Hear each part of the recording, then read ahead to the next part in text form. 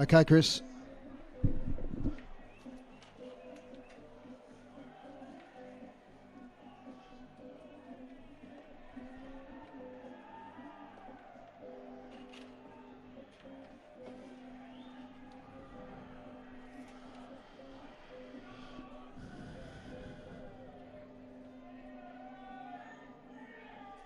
Radio, it's 2:15. This sports broadcast is proudly sponsored by your locally owned Telstra stores, Quadrant, Kings Meadows and the Brisbane Street Mall.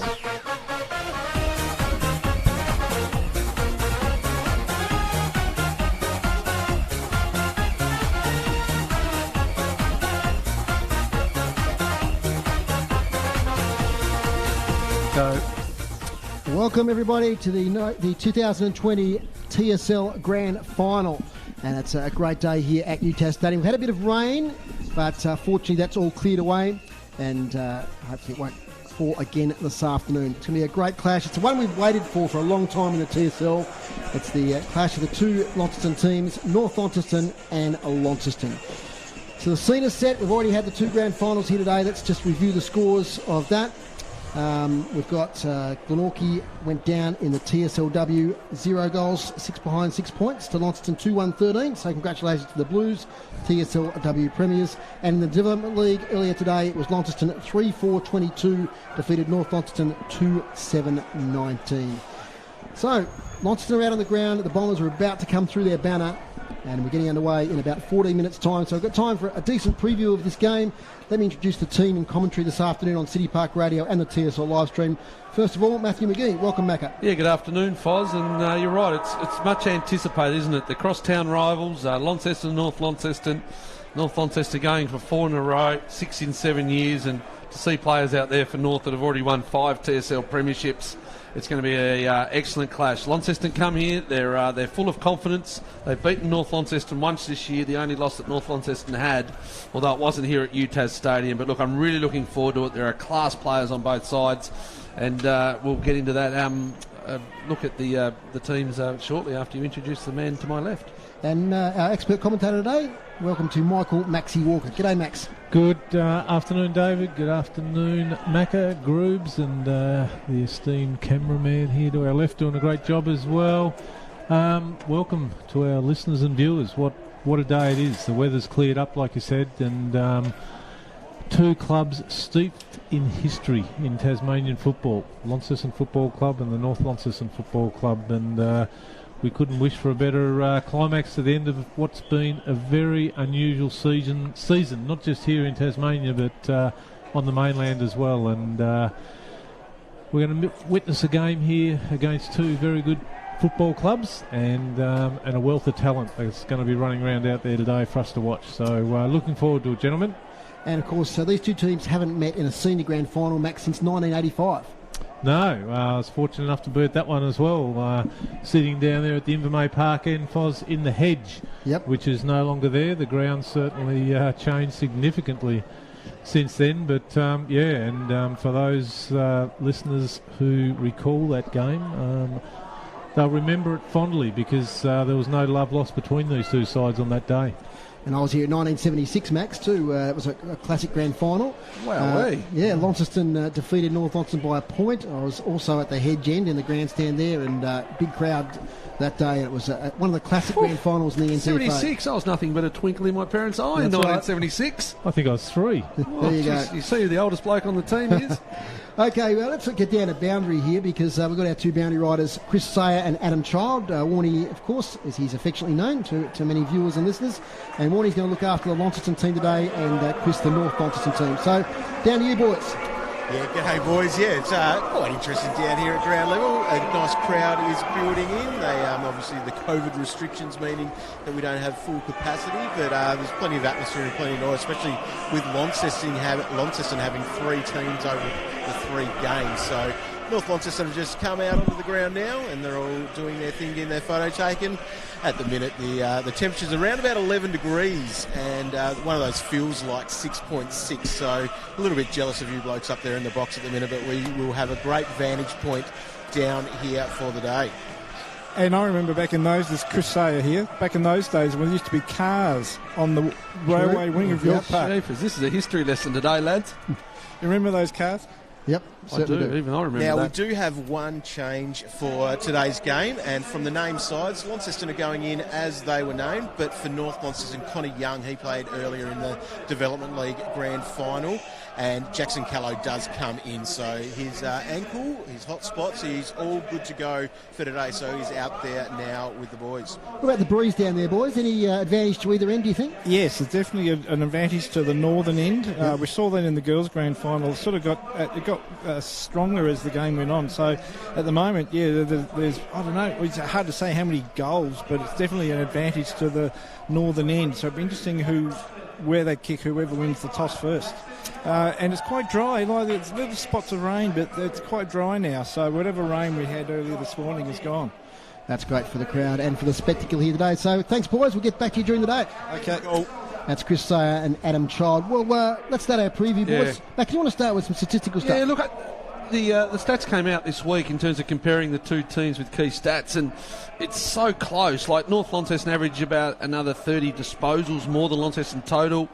Contested balls, we know that Launceston's game, Max, is built on that contested ball inside with Harper, Seymour, Tim Jones now as well.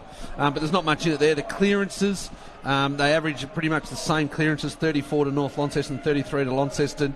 Their ground ball gets are pretty much the same, and their inside 50s, North Launceston just average 2 more per game.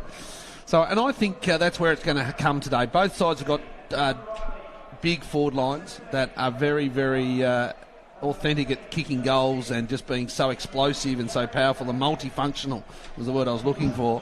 It's going to be the midfield battle, but then who can connect with their forwards, Max? Who can connect with their forwards with those inside 50 kicks? Groups keeps that mark inside 50. I think that's going to be really important today, especially now the rain stopped. Yeah, it certainly will, Macca, and what you say is 100% right, and it'll be that connection as well. It'll be the quality of the delivery as well, because we see Seymour do it very well and has done it for the last couple of seasons with his delivery to the forwards.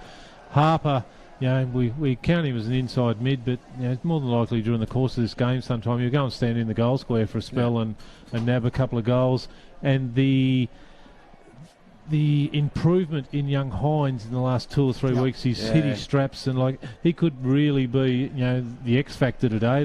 He's really added something, hasn't he? Both from a contested ball, he's a great kick of the footy, but he can also go forward and kick goals. Now look, he's really developed into a great midfielder, and it's probably been leading the ranking points over the last month of total ranking points that we do here now in Tassie. Mackie, you were here last week and watched North take apart Clarence, especially in the second half, and it's the return to form of Brad Cox-Goodger that's been a feature of the last few weeks. Yeah, look, early in the season he had that bit of an ankle injury and struggled a bit. But look, Clarence took it right up to North Launceston in the first quarter last week, and it was just in that middle of the second quarter, a bloke called Taylor Whitford. He had a 6 or 7 minute burst where he kicked a couple of goals, he gave off 2 or 3. And it'll be interesting today, Max, does Jared Dakin go to Whitford? Well, we've spoke about it, haven't we? And we saw that match-up at Windsor Park earlier in the year. Yep. And for probably 3 and a bit quarters, he certainly did a job on him. And Whitford didn't like it, did he? Got frustrated. Of course, they lost that game, North Launceston. And Dakin, I think he has to go to him. Whitford will probably take him forward, but we've seen Dakin defend pretty well behind the footy as well. That's going to be an interesting matchup. For the return of Jackson Callow today, so where do you think that he'll be utilised, in defence or in attack? Well, I think the fact they've got McCulloch and Bennett and co, I'm predicting he'll go back to start with, and I'm predicting he might match up even on someone like Mitch Thorpe. It'll be a terrific battle. Mitch Thorpe, one that we haven't spoken about yet, he hasn't played both times this year against North Launceston. So that's going to be something that's going to be different for them. Of course, we've seen Nankervis. He was the only player this year to keep Riley goalless in a game. So that's going to be a terrific matchup as well. What do you think of those couple, Max? Yeah, well, Riley's been red-hot form, hasn't he? As has Nankervis. So that's certainly worth tuning in just to watch that contest, I think, because that will be one of the key matchups in this game, those two. If they can get it to Riley, we know he's a quality player. He's got an unusual body shape where he can take the mark, he can recover on the ground, and he can certainly kick a goal, which is why he won the Hudson Medal this year. Whereas Nankervis, he does his job every time you watch him play, and Yeah, really. We know so much, boys, that North Launceston's attack is built on their defence, and it's built off their half-back flankers, your Jay Foons, your Richter Solders, and that sort of thing. So Launceston, let's see what Launceston early on can do to them. Can they hold them up, give them enough time to stop their run, stop their switch? And if they can, I think Launceston are a real chance. Just seeing the boys down there on the boundary, the umbrella's up, and I can see across the ground now just a light drizzle falling. So yeah, little light drizzle. Yep. The umpires are in position for the national anthem. Have you got those listed there somewhere, Fossil? I know Ben Bannister is the senior umpire today. Ben Bannister had a little bit of time away from umpiring, and he was named umpire of the year this year in the TSL. So all the best to Benny Bannister. He's a bit of a veteran of the umpires. So Ben Bannister, Nathan Geeson, Sam Bridges are the field umpires. The boundary umpires are Brody Lang, Ollie Bennett, Jack Marsh, and Lucas Chamberlain. Yep. Lucas Chamberlain, I think it's his 5th grand final on the road. He's got a very good YouTube channel on Tasmanian bushwalking too, Lucas Chamberlain. So shout out to you, Lucas, when you're watching this later. Yep. There we go. Gold umpires, Bryce Guy, Braden White, and that's the lineup for the umpires. So let's put it on the line, boys. Who are we going for? Max? Who do you think will win? If the weather stays the way it is, I'm going to go Launceston by 7 points. Okay. I'm going to go North Launceston by 26 to break away late. North Launceston by 15, and it'll be decided in the last quarter. Yep. Grooves? What's Grooves' pick? Our stats man? Lonnie by 7. There we go. So split 2-all. So we're just about to go down to our Master of Ceremonies, Brent Costello. So we'll be quiet for a moment and let it all play out on the ground.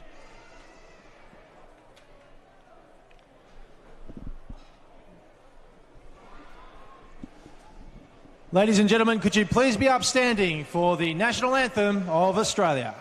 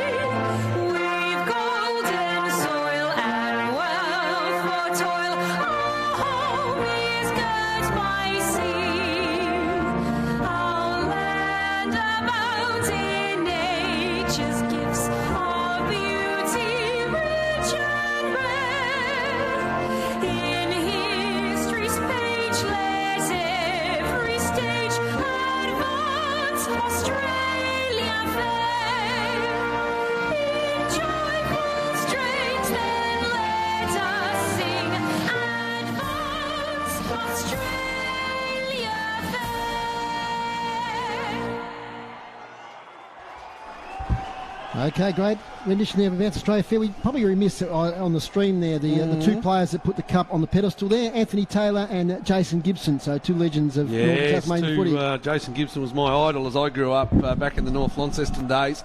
I was talking to Ant Taylor last night, and he was really much looking forward to if Lonnie can get up and over the line, presenting the winning cup to the captain and the coach. So, look, Max, you're back with us. Alex Lee and the ruck battle with him and Tim Auckland, young versus experienced. We've seen Auckland really develop this year, keep Hamish Leadham out of the side. But Alex Lee, he's the barometer, I think. If he can get his hands on the footy and put it down the throat of his on-ballers, it's going to go to a long way to winning this game. Yeah, it will, Macca, and the advantage that Auckland's got now as well as the backup with Joe Groenewegen, who's come into the team in the last 3 or 4 weeks after a nasty break in the leg early in the pre-season, and he's worked his way into this team at the right end of the season. So yeah, that will be one hell of a contest there in the middle to see as to which of the quality guys can get the ball first. One of the big improvers, Macca, has been Oliver Sanders over the course of the season. Yeah, look, his back half of the year has been terrific. He's going to play that sort of half-forward wing role today. Probably won't go inside the centre square much, but definitely half-forward wing. Played a really good second half last week. Sort of when the sting goes out of the play, but he just kicks the ball so well, and he'll be one of those players that looks to connect with his forwards. We look at Launceston, tight-knit.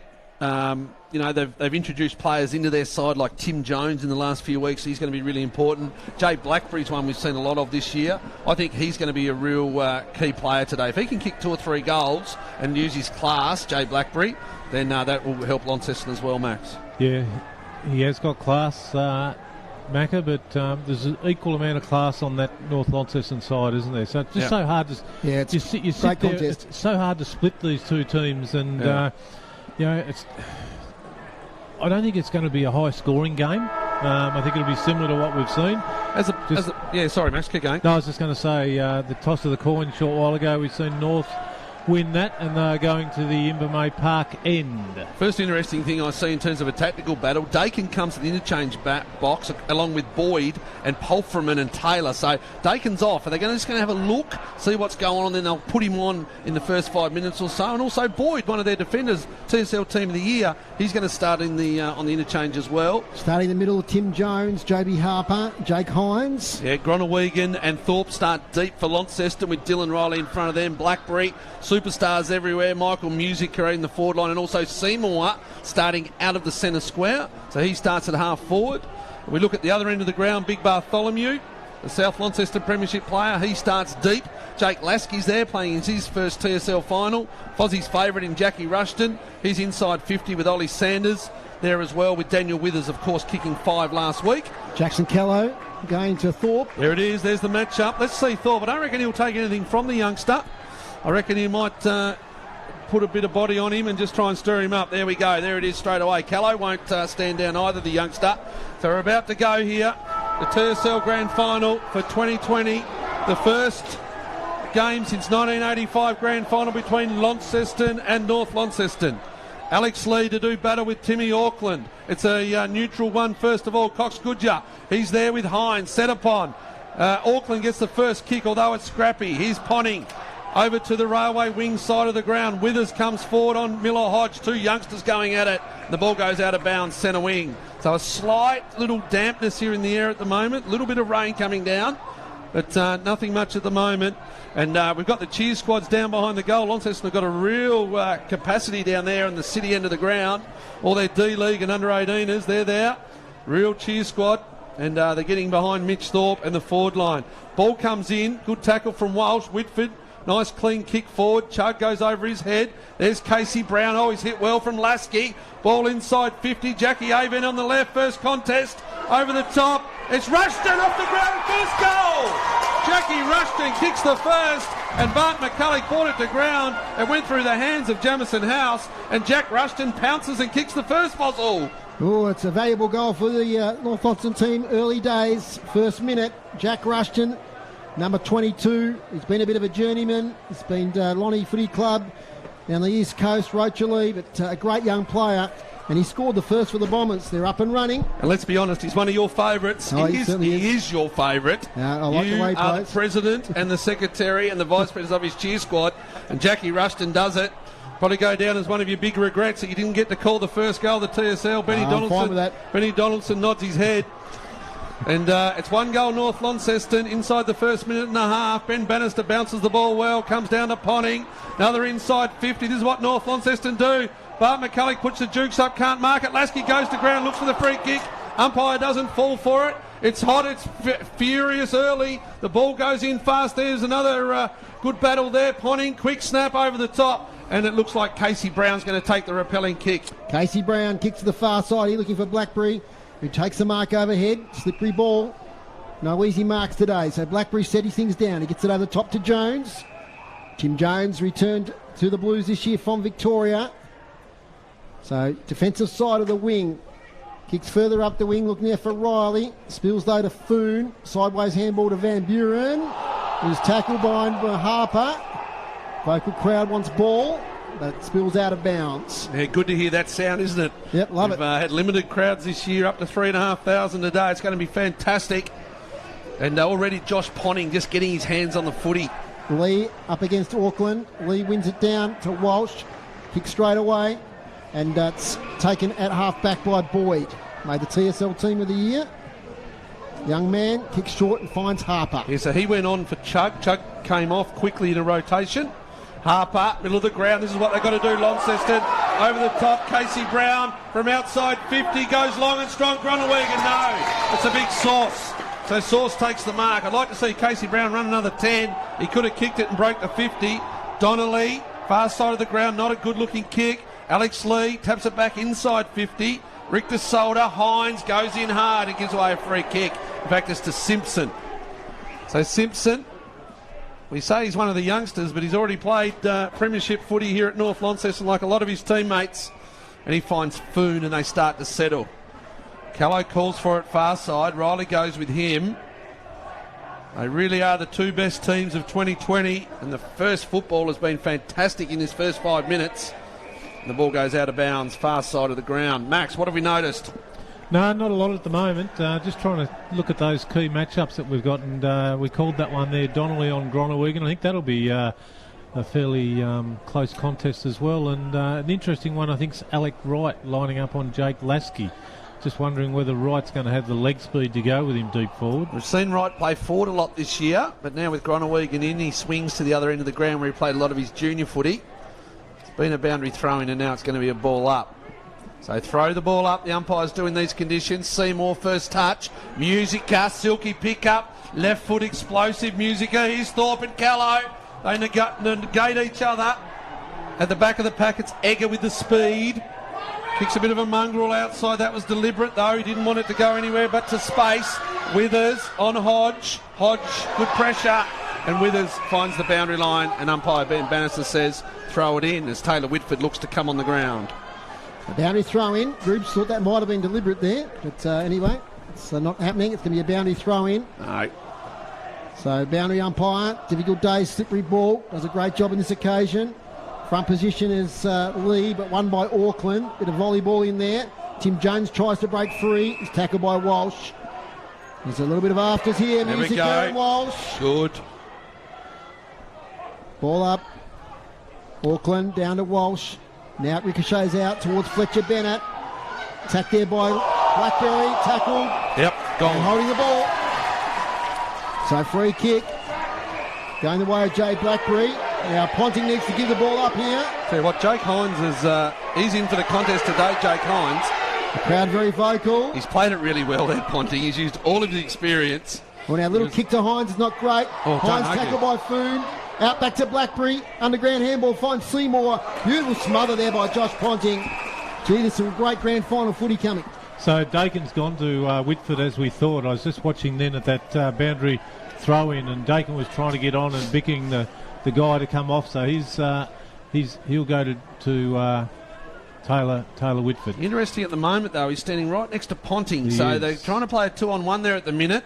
It's a double fister from Whitford through Simpson. Off the ground, Jake Smith. First look at him. He's up on Bennett. And the umpire says throw it in off the boot. So, look, Dakin at the moment, he's looking towards Whitford, and Ponting's sort of a bit of a protector, but I think he's gone to Ponting. He has gone to Ponting at the moment. Yeah, so let's look for Whitford maybe on the outside. Jay's rolling up to Taylor. Okay, so Auckland, Lee, both held. Umpire's going to go North Lonnie's way. Play on advantage. Whitford takes it and kicks it towards the boundary line in front of Bart McCulloch and out of bounds inside 50 North Launceston. So if you've just joined us on the radio, City Park Radio 103.7, 96.5, it's North Launceston 1 goal straight 6. Launceston yet to score. 7 minutes gone. Boundary rider Adam Child has got the umbrella up again, so the rain gets a little bit heavier. As the ball falls short there from the boundary throw-in. Whitford can't take it. Out of the fence from the Blues from Dakin. Close to the boundary line. Van Buren gathers. Handball ineffective. Out of play once again. Attacking side of the wing for the Bombers. They lead 1 goal to Launceston yet to score. Frenetic start. Just starting to settle a bit here. So first of the interchanges are starting to take place for the midfielders. Josh Ponting having a spell. Lee and Auckland. Auckland wins it. Bennett tries to shark. Here's Baden low. Classy young player from Devonport. Kicks inside 50. Jake Smith drops the mark. Might have got a high tackle. Furious stuff inside defensive 50. Jamison House's kick is smothered. Smith, little handball here towards Boyd, right on the boundary line. Gets his kick away just in time. Falls off the chest there of Dakin. He tries to shovel it out to Hines. It'll be a boundary throw in. So just a bit of a quieter passage of play here. Congested footy, rain falling again here at UTAS Stadium. I like the forward pressure that North are applying when it goes into their 50. It's just the good old-fashioned North Launceston. They don't mind how they hold you up, but they'll make you earn every possession you get when it's down there. They're not letting it out as Auckland, little kick, will fall in the lap here of Jay Food. Attacking side of the wing. Looks inside, but will go deep up the line. Close to the boundary line. Big marking contest. Thunk back inside. Chance here, right, gets the handball now to Jamison House. He goes wide here towards Chug. In a contest now with Egger. Egger might got one high on the boundary line. Umpire says no. The boundary throw in. Just inside the attacking 50 for the Bombers. Inside 50 so far. 5 to North Launceston, just 2 to the Blues. And clearances 5 to North Launceston, 4 to Launceston. So boundary throw in. And the Ruckman set themselves. It's House up against McCulloch. House wins it. Sharked, little kick here towards Bennett. Straight through his fingers.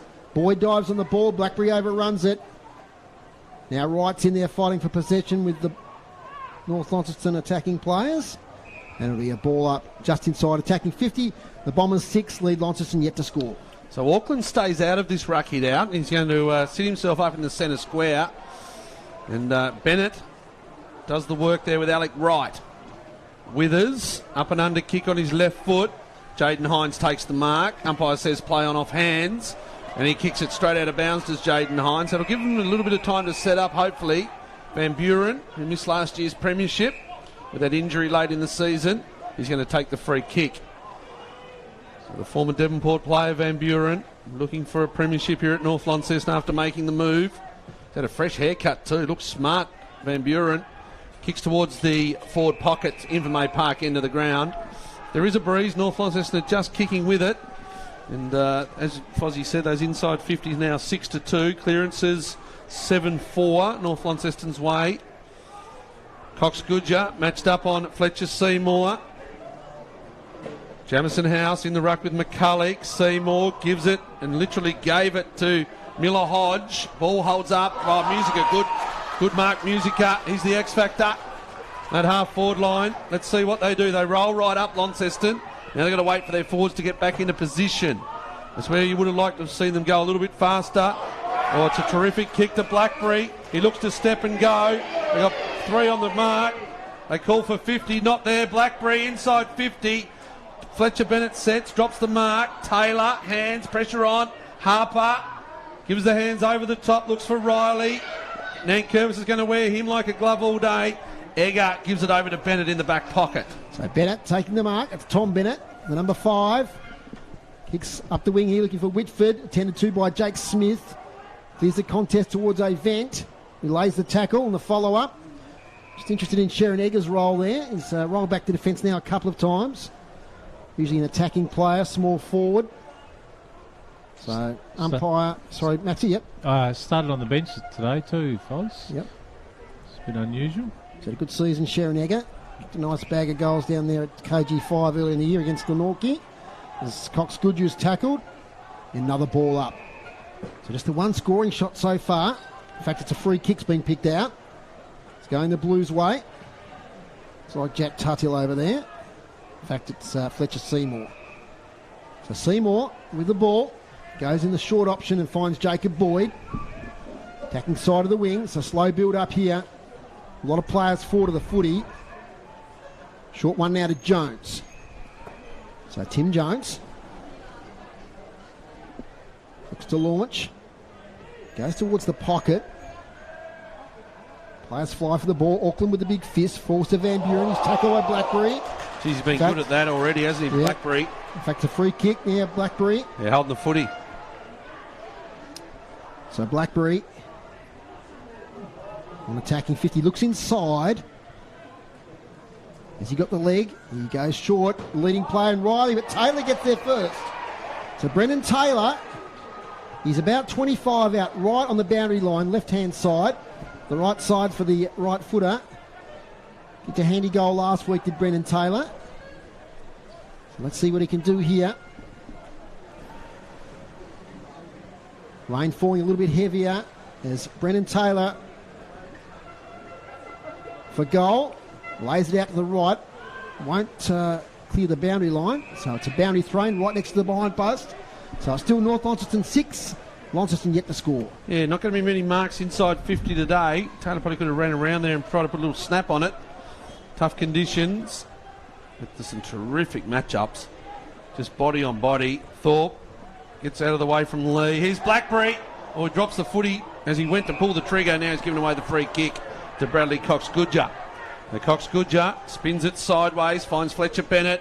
This is what they're known for, North Launceston. They look to go. They use that winger and they will use it beautifully through Egger on this occasion. Hit up, Bennett falls over, Tom Bennett. Groenewegen finds himself back behind the footy. Squares it up to Seymour.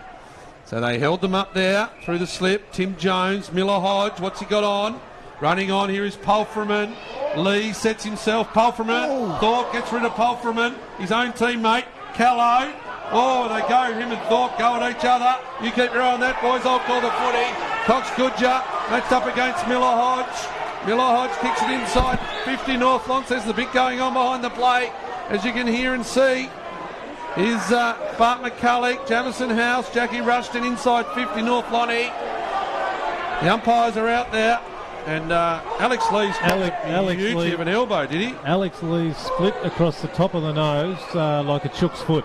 Was that an errant elbow, or well, he told the umpire? There was three in the contest. There was Alex Lee, Jackson Callow, and Mitch Thorpe. Okay, Might get down to the boys at the boundary in a moment with the next stoppage. They might have. Callow. Yep.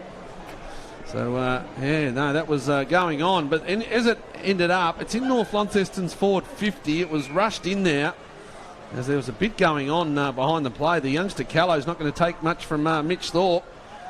Here's Miller Hodge, Pulfreman, Foon, slippery conditions. Pulfreman tries to use his speed, dispossessed. And it's going to be a free kick, and it's going to go to the youngster in Bain and Low.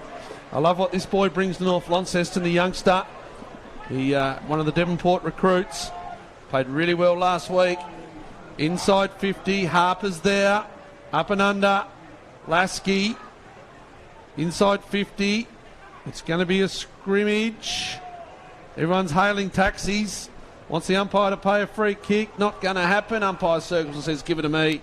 15, 20 metres out from goal, Infirmary Park, into the ground, North Launceston into attack. Launceston be very happy with the way that they've defended so far. North, like Chris said before the game, it's about a 3-goal breeze, and they've only conceded one at the moment, so good result for Lonnie.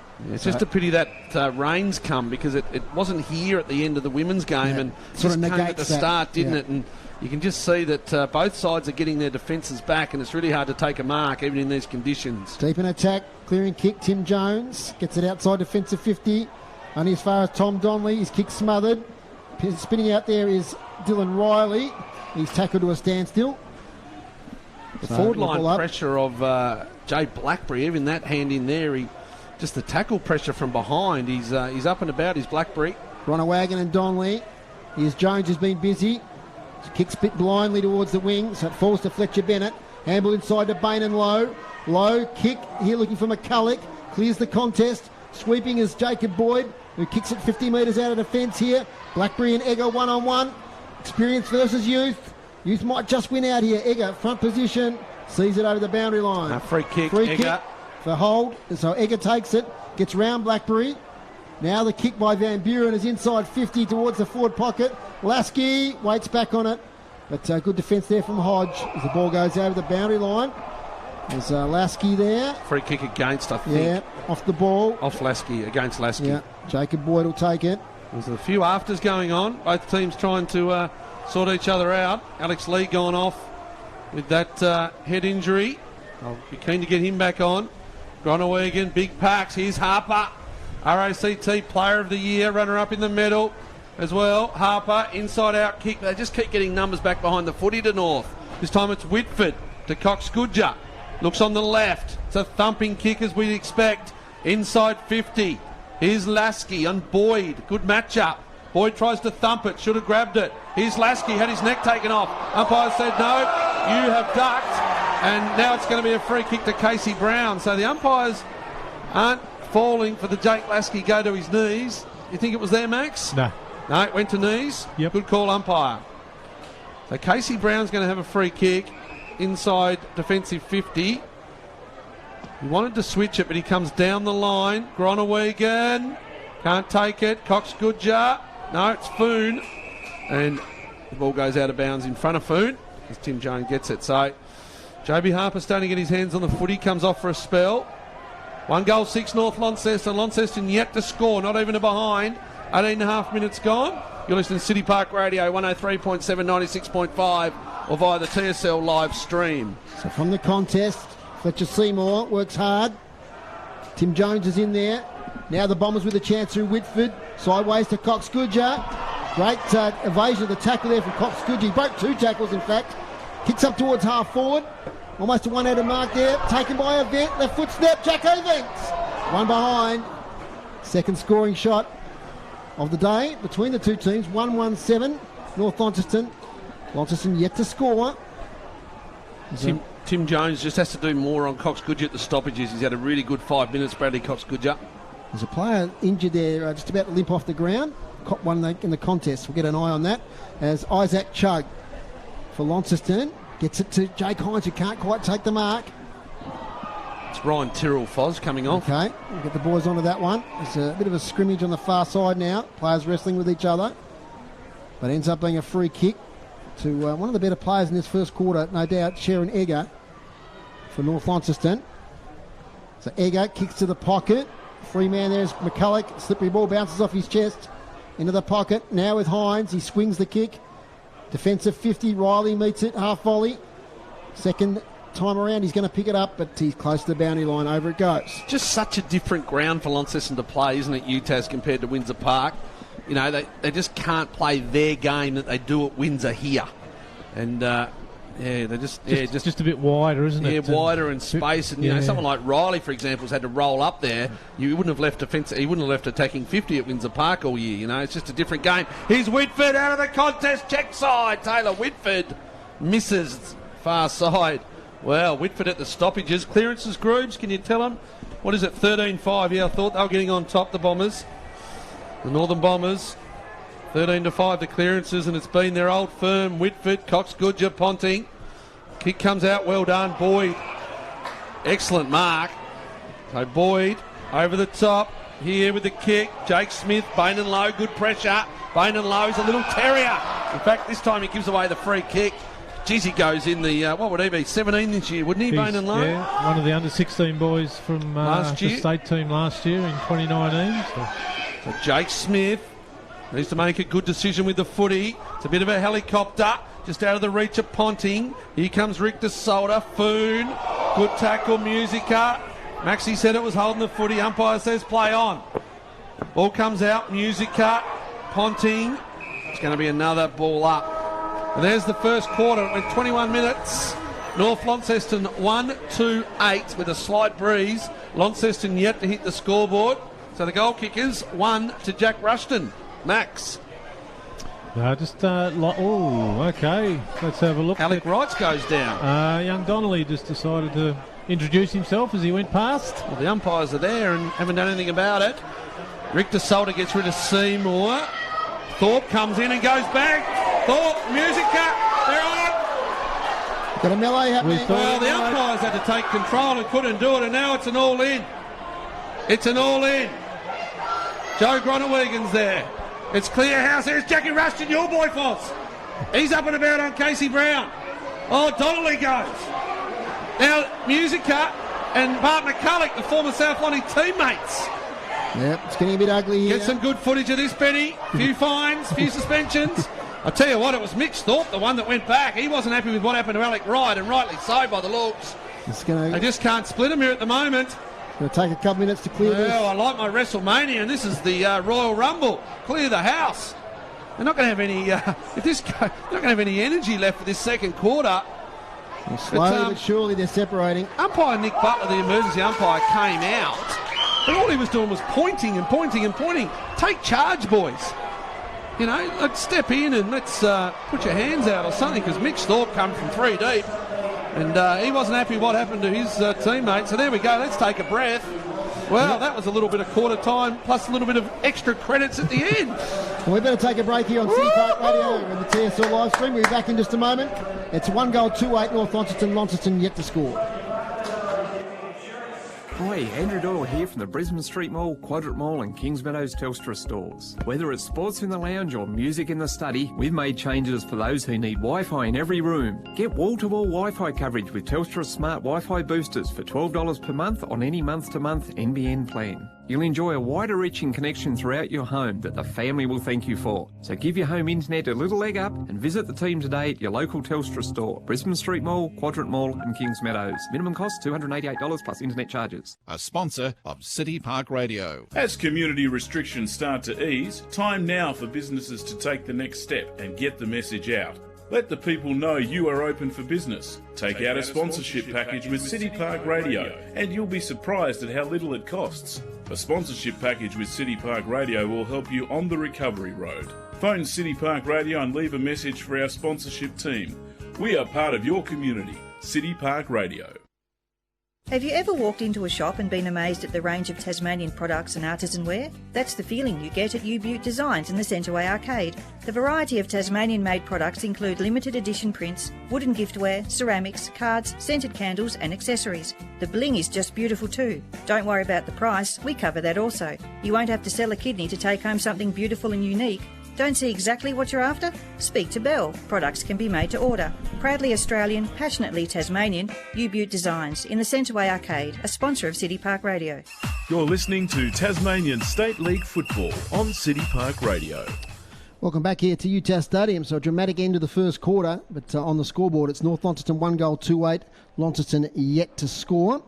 We might go straight down to the boys on the boundary because there's a lot to talk about there. There's injuries and that melee that occurred right at the end of the quarter. What do you got for us, boys? Yeah, we've definitely got two teams that do not like each other, and we've seen that throughout the game so far. So that first quarter, we saw a few little spot fires, but obviously erupted there after the siren. I think Mitch thought might have been a big influence in all of that. He did see Alex Lee. I think Alex Lee's head collided with Thorpe's elbow earlier in the quarter, and Lee has gone off the ground. He's gone into the rooms. Fair bit of claret coming out of his forehead above his eye, so he's no doubt getting a stitch in that, but he hasn't come out as yet either. And we saw a little bit of blood there before Ryan Tyrrell came off in the last few minutes there with a bit of a blood nose, but he will be all good to go from there.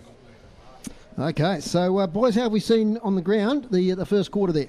Yeah, well, it's been great contest so far, and we're hearing every single little hit out there, and I guess the weather has been the big thing. It's been a constant stream of rain for us here, Chris.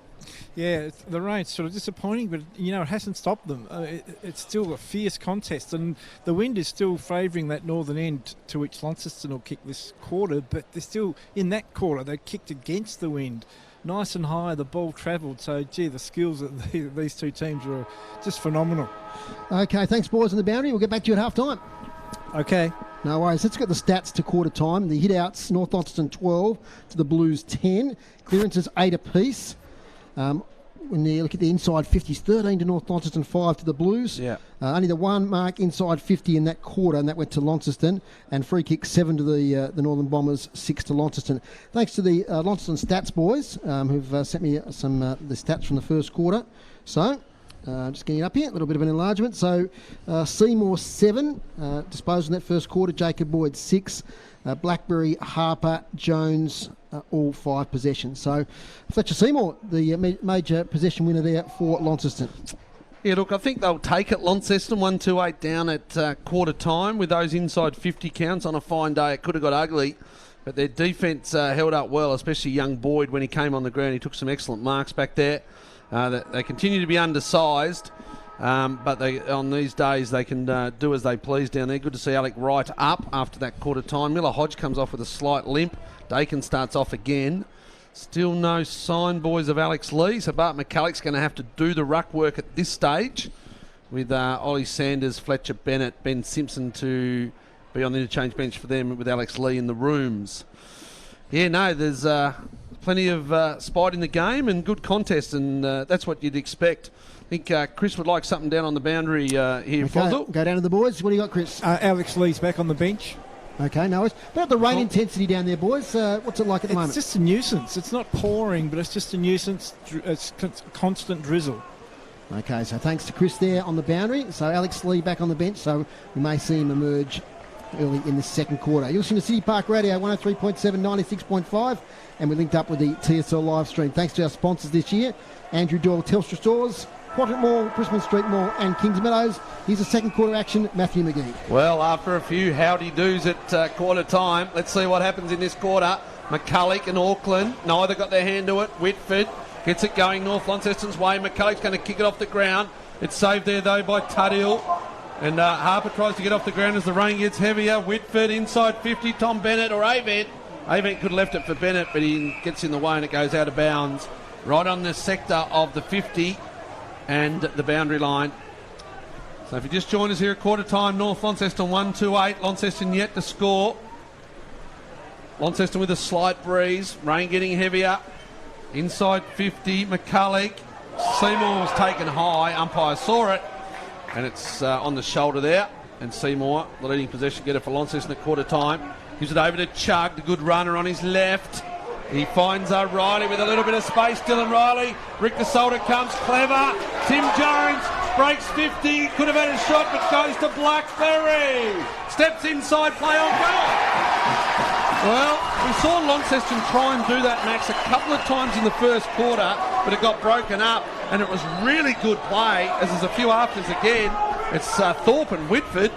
They've spent all week with each other, Thorpe and Whitford, at press conferences, and now they don't like each other. But Dylan Riley, it was clever because he could have taken, he give the tap, and they just had run and flow, and that's what Launceston have got to do. They have to take the game on and get North over the back of their zone defence. Yep, and it all started from back here with the Fletcher Seymour kick. He handballed to Chug, and Chug playing on Rushton. Chug's an elite 400-metre runner, so to use his pace out of the back line like that, and his kick was probably one of the better kicks I've seen him do all year. Absolutely. Perfectly placed, and like you called, Riley just tapped it over, and the rest of the boys done the job. That's brought the contest alive after a low-scoring first quarter. The Blues are on the board, 1 goal straight, 6. They're inside 50 again. Riley, Seymour, 40 out on the run. Fletcher Seymour, he's gone. That's their second in a minute.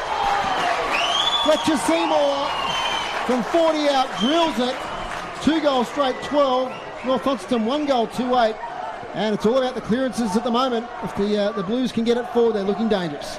And Alex Lee's back in the middle now, so much needed boost for the North boys in the middle.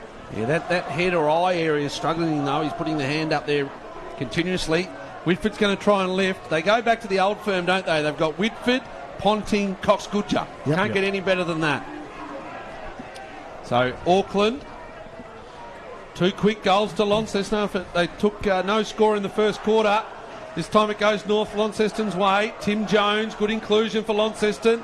He hits Walsh on this occasion. Lee by hand. Ponting. Back to Lee. Inside 50. Scrubby kick. Bennett can give it to Whitford. Whitford drops it. He goes in. He sells a bit of candy. Taylor Whitford misses by the looks of his reaction. And the reaction of the Lonnie Cheer squad. Oh, free kick against Whitford. He had a swing at, I think it's Boyd, is it? Or Tyrrell? Tyrrell. So it's a downfield 50 plus 50. Yep. So it's a down. No, it's just... No, the umpire's saying 50. Yep. He's saying come to there, Ben Bannister. The senior umpire says let's take it on the square. So it's going to be a Tyrrell kick from the edge of the square. So I was looking at the kick in the Cheers squad, Max. There was a little bit of afters. Whitford was frustrated. He's frustrated with himself, frustrated with the kick. I saw him throw the head back. I knew it had missed. And Ryan Tyrrell's going to take the free kick downfield.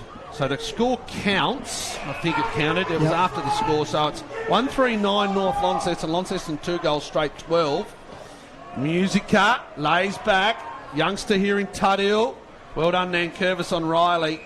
And we haven't really seen Riley, apart from that tap on, have a clean possession on yet.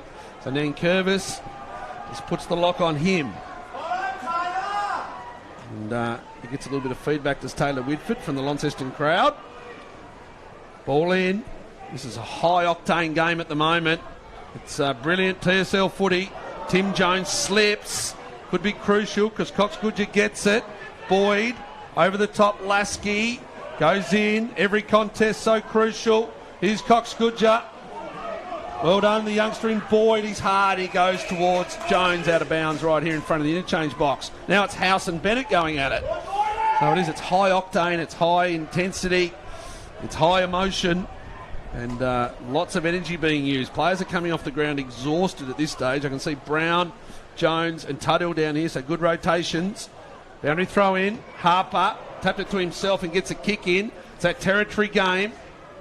Foon fumbles and it's over the line as Thorpe comes through, and it's going to be a boundary throw in.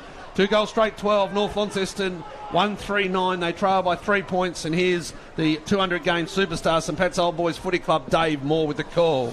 You're too kind, Macca. As the boundary throw in. As it's a wrestle there between Auckland and Lee. No free kick. Here's Cox Good just sweeping at the back. Kicks toward half forward. As Smith off fingers.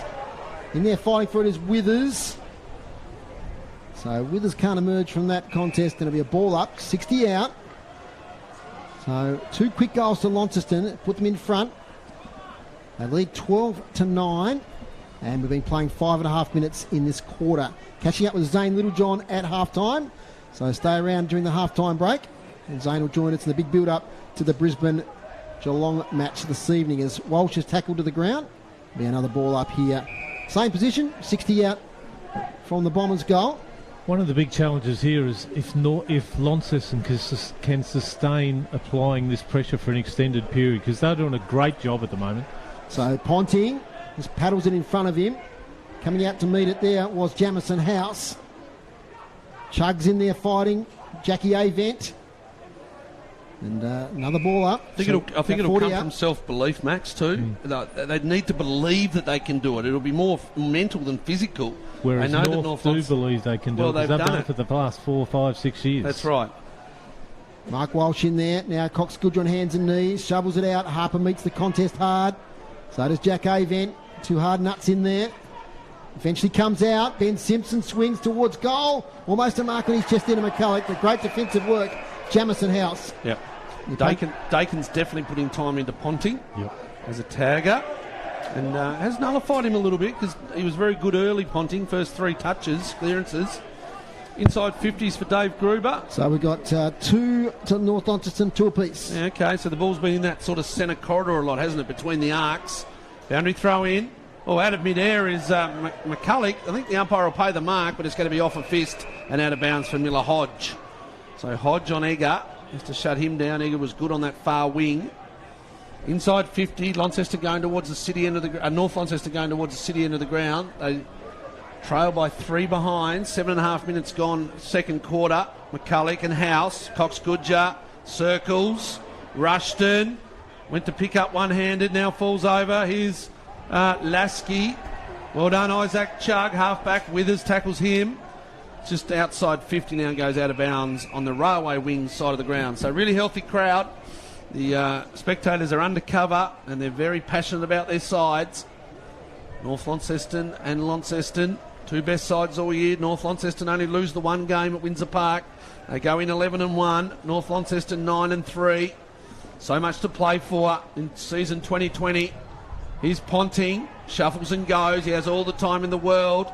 Inside 50, McCulloch sets, can't mark, bottom of the pack, Egger, quick snap over the top, Avent, is he there? Well done, Alec Wright. Avent, 2 bites of the cherry. Lasky goes through his legs. There's 4 North Launceston and Launceston players there. Withers tried to give the don't argue. The umpire's already paid the free. Throw. No, the umpire, the non-officiating umpire paid a throw against Avent. So it's going to be a free kick to Alec Wright. And he tried to throw the ball back, Egger, and missed the player right by about 5 metres. The umpire said it slipped, so they're lucky to get away with that one.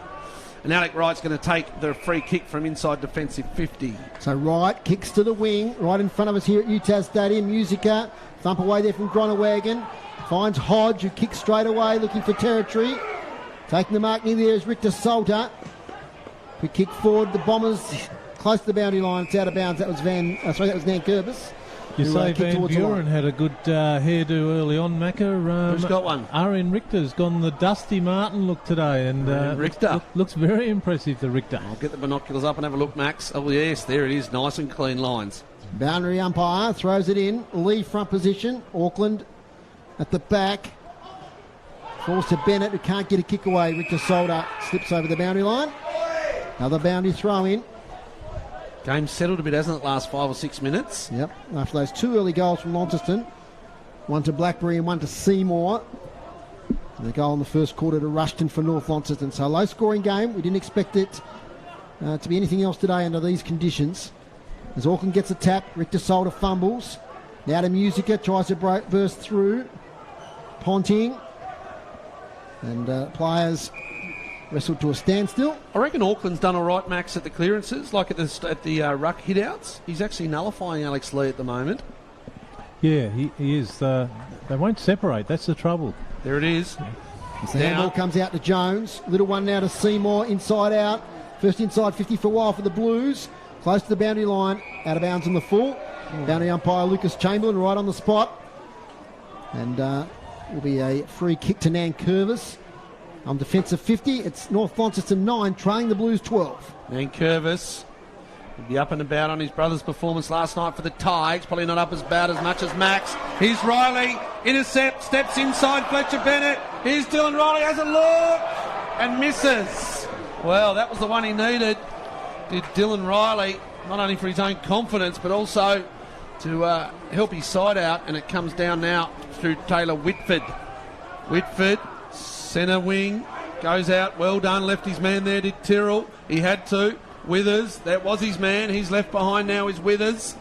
Kicks it inside to Jamison House, he's tackled, well done there, good hands. Sanders, no, it's Withers off the back end of the pack. McCulloch, he lopes after like one of his dad's gallopers at Sprayton tomorrow, and it goes out of bounds in front of Bart McCulloch.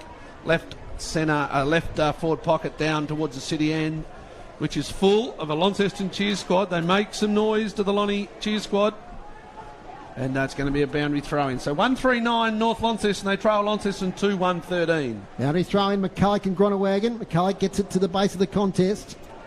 A lot of players around it. House gets it out here towards Brown. Still a chance for North Launceston. They can't wrestle it free.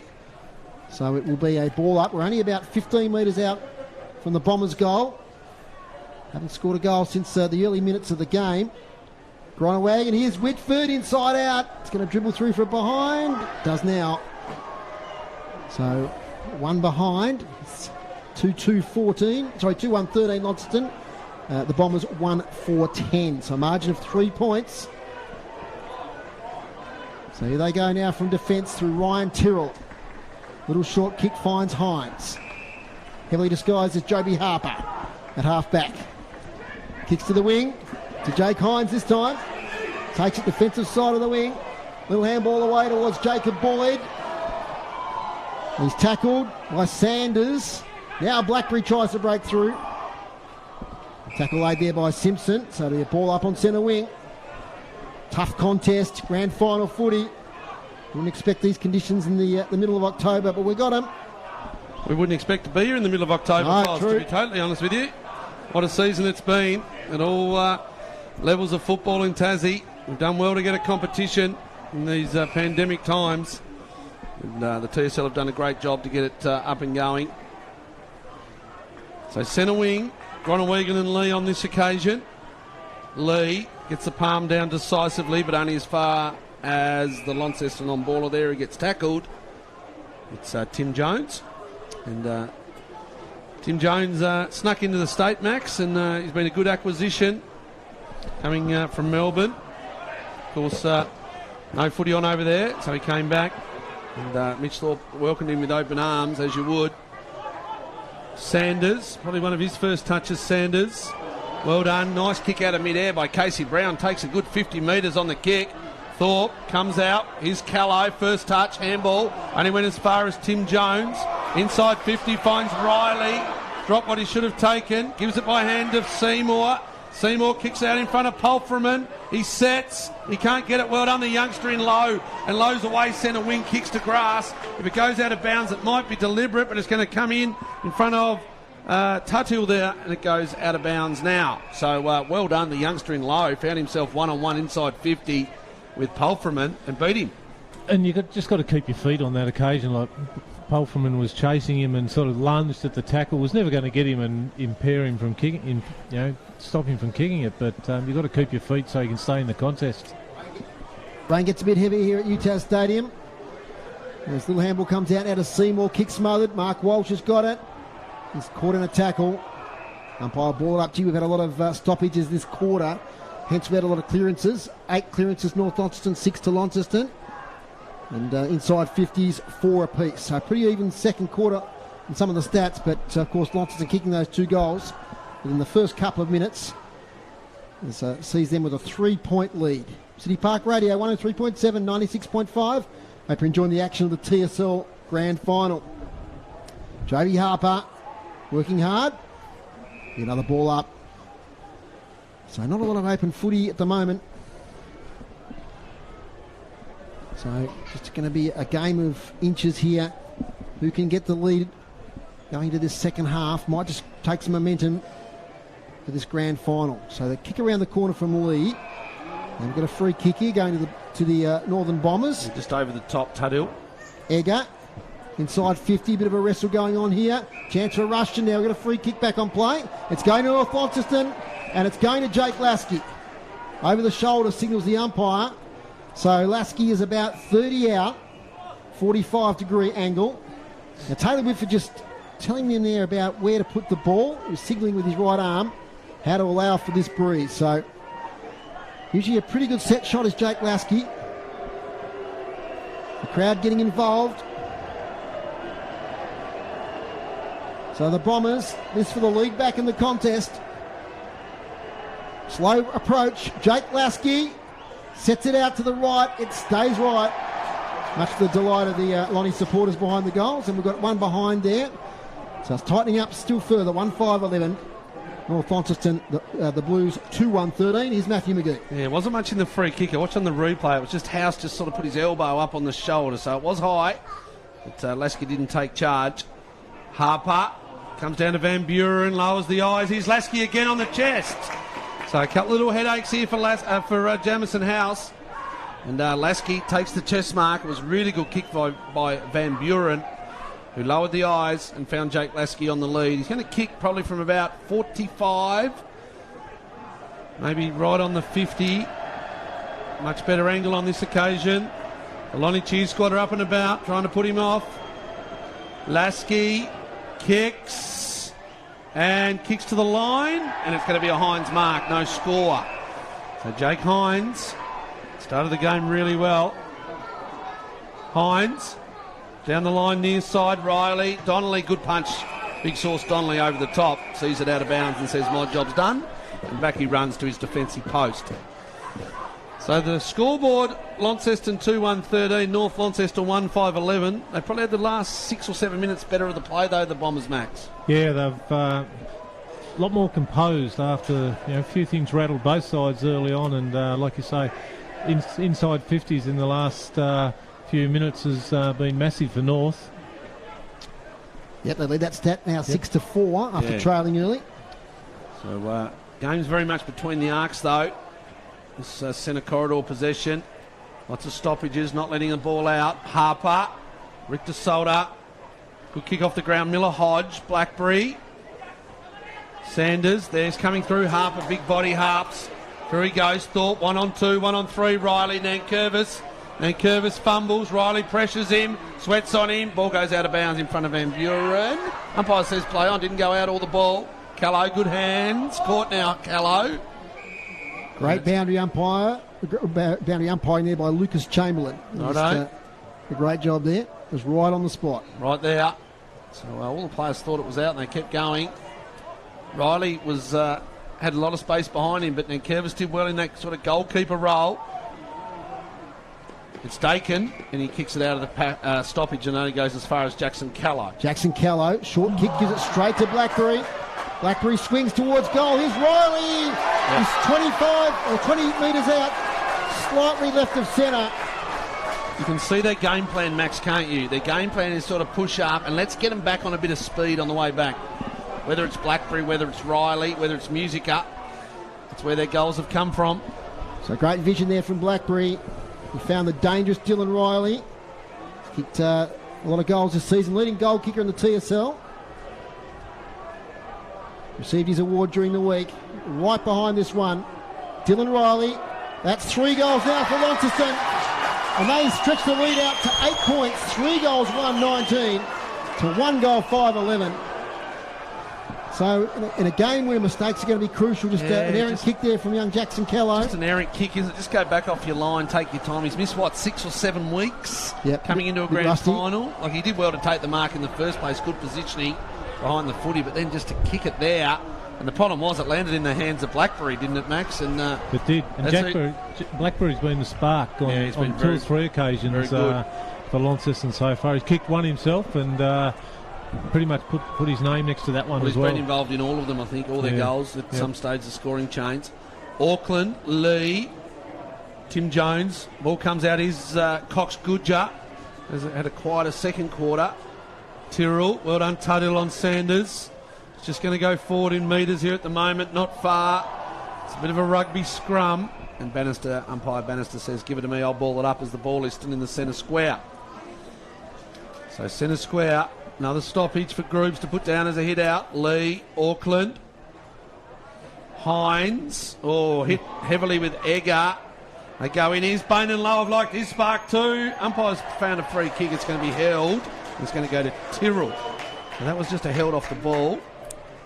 And Ryan Tyrrell's going to take the mark. 21 minutes gone. The first quarter went 21 minutes. Not long left. Can't be long left. North Launceston 1-5-11. Launceston 3-1-19. They've kicked all their goals in this quarter.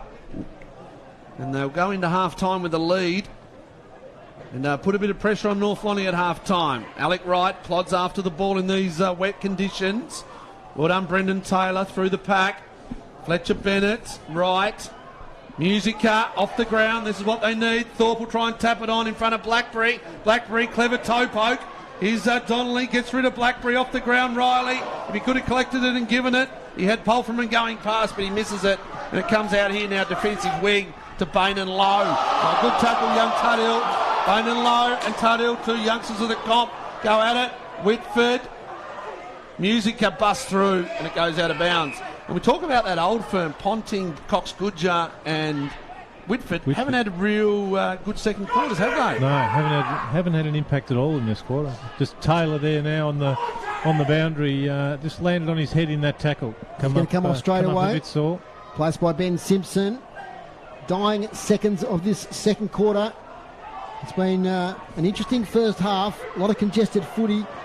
But Launceston are going to go in with a lead, as Macca said. It's just a matter of how much. Jacob Boyd kicks down the line. Not a great kick. He's kicked it straight out of bounds on the full. He didn't really have a target there anyway if the ball stayed in. So Fletcher Bennett, 22 and a half minutes gone. Only we've had the 3 goals kicked. A lot of stoppages though, so we might have a minute or so left. This one's gone out of bounds on the full as well. Yeah, and the 3 goals. So 3 goals to 1 in the first. A little bit of extra time. Ben Bannister said what? Oh, now that was interesting. It is out of bounds on the full, surely. It wasn't touched off the boot. No, I think it's going to be a throw-in because he ran out of play. Right, good pick up, Macca. It's a kick down there. No, it's going to be a throw-in. So the player kicking the ball ran out of play. It's going to be a throw-in because he ran out of play. Yeah. The ball never came in. So he kicked the ball and the ball never crossed the line, I believe. So it's going to be a throw-in back where he kicked it. So, he did. He was very close. Well, he was out of bounds, and the ball never, I don't think, ever entered the play. So it's going to be a throw-in. Right on centre wing. Auckland. Over the top of Lee. Oh, Tim Jones was right there at the bottom of the pack. It goes Walsh, though. Here's Walsh for North Launceston.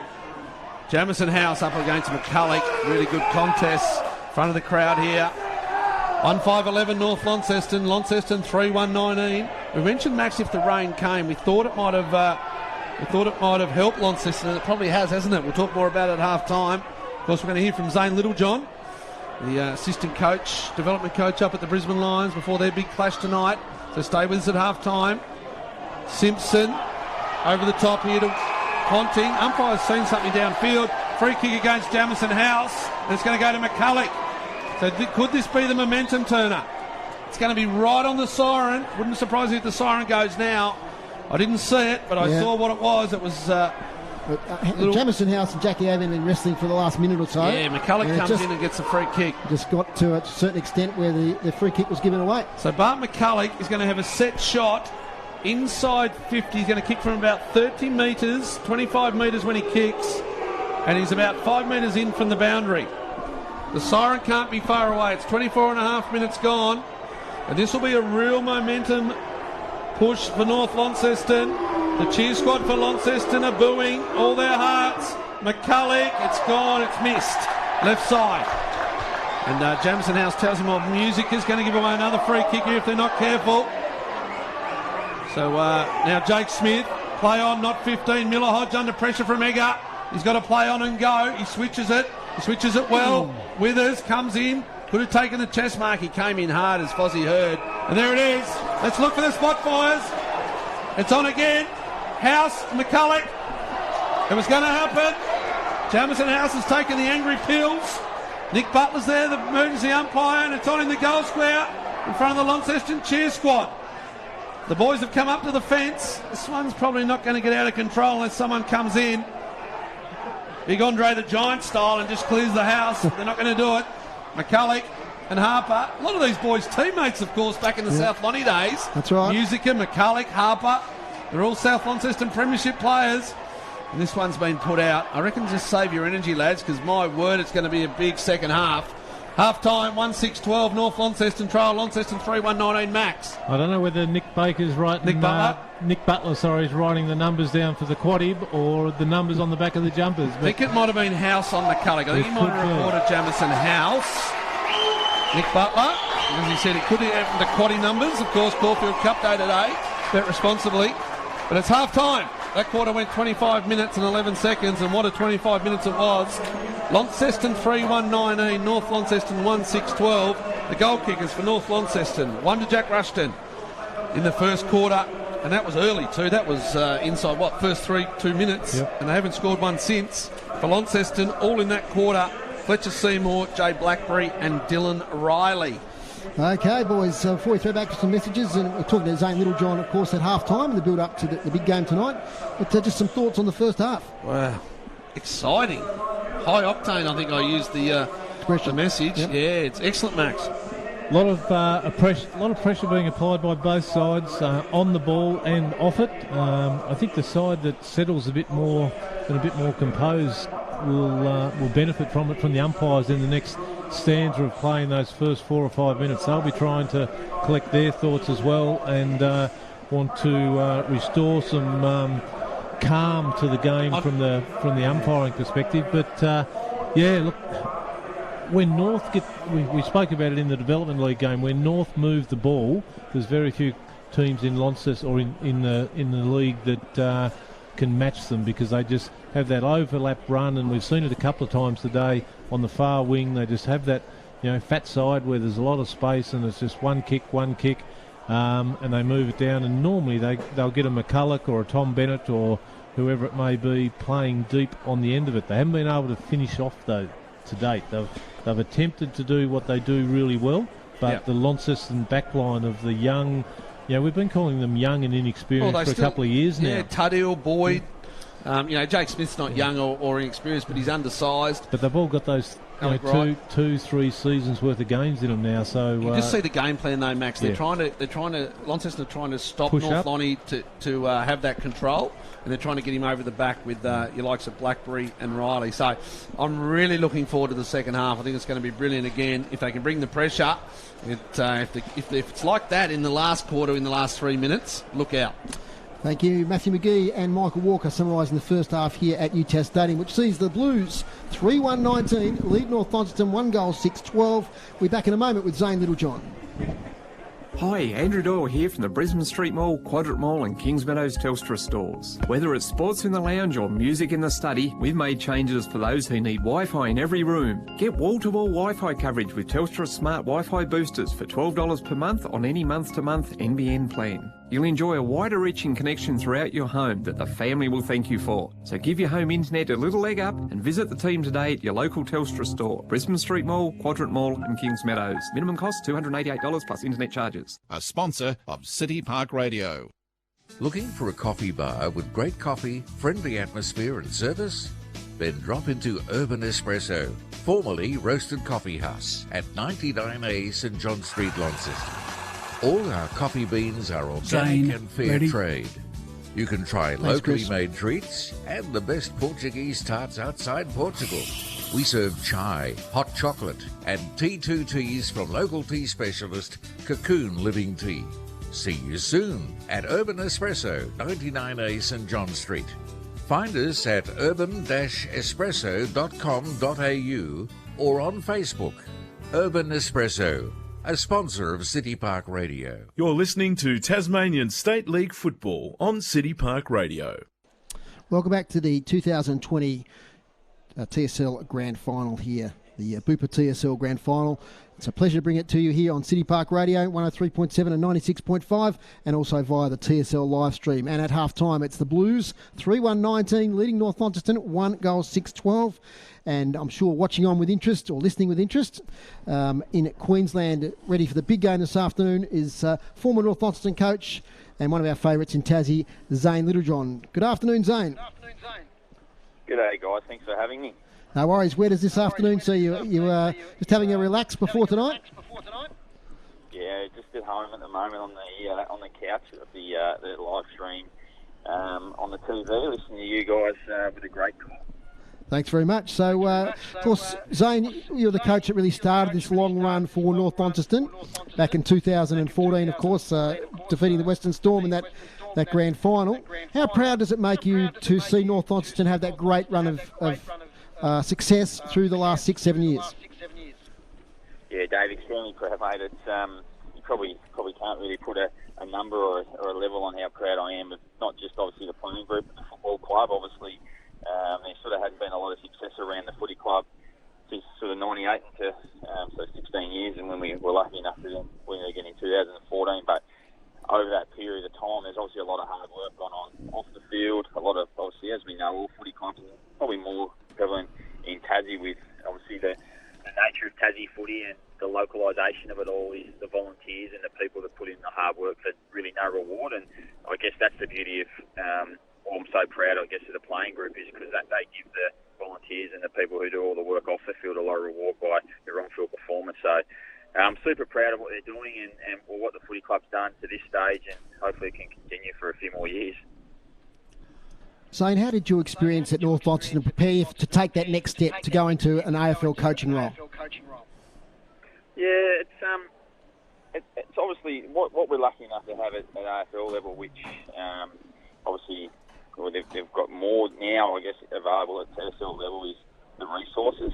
So obviously the beauty of, I guess, when I first started coaching it at North Launceston in the TSL was you had to sort of, I guess, back your gut and a bit of your instinct in with your decision making, where when they come to the AFL they've got 1,001 cameras and 4,000 stats to back their instinct up and give them another angle to look at things, where back in Tassie footy, and although I know it has improved significantly over the last few years, is that now, you know, you didn't have those stats before and you sort of just had to believe in what you believed in and back that in, and that was probably one of the biggest learning curves I had to take, which then gave me confidence coming into the AFL that I had an idea, I guess, on how the game needed to be played, and more importantly, how to teach the game to our younger players coming through, which is an area that I obviously really enjoy. My co-commentators Matthew McGee, Macca, and also Maxie Walker, so I'll hand it over to them for some questions. Yeah, good day, Zane. Thanks for joining us, mate, and congratulations on your own pathway up to the Lions and, of course, the terrific season this year. Tell us about your time at the Brisbane Lions as a development coach. You obviously spent a lot of time with the Neefle side, but that didn't come about much this year. But players like Hugh McLuggage and the young Berries and players like that, what's your role in their development? Because that's been really the mainstay of this Brisbane Lions, is the development of those younger players and how well they've come through.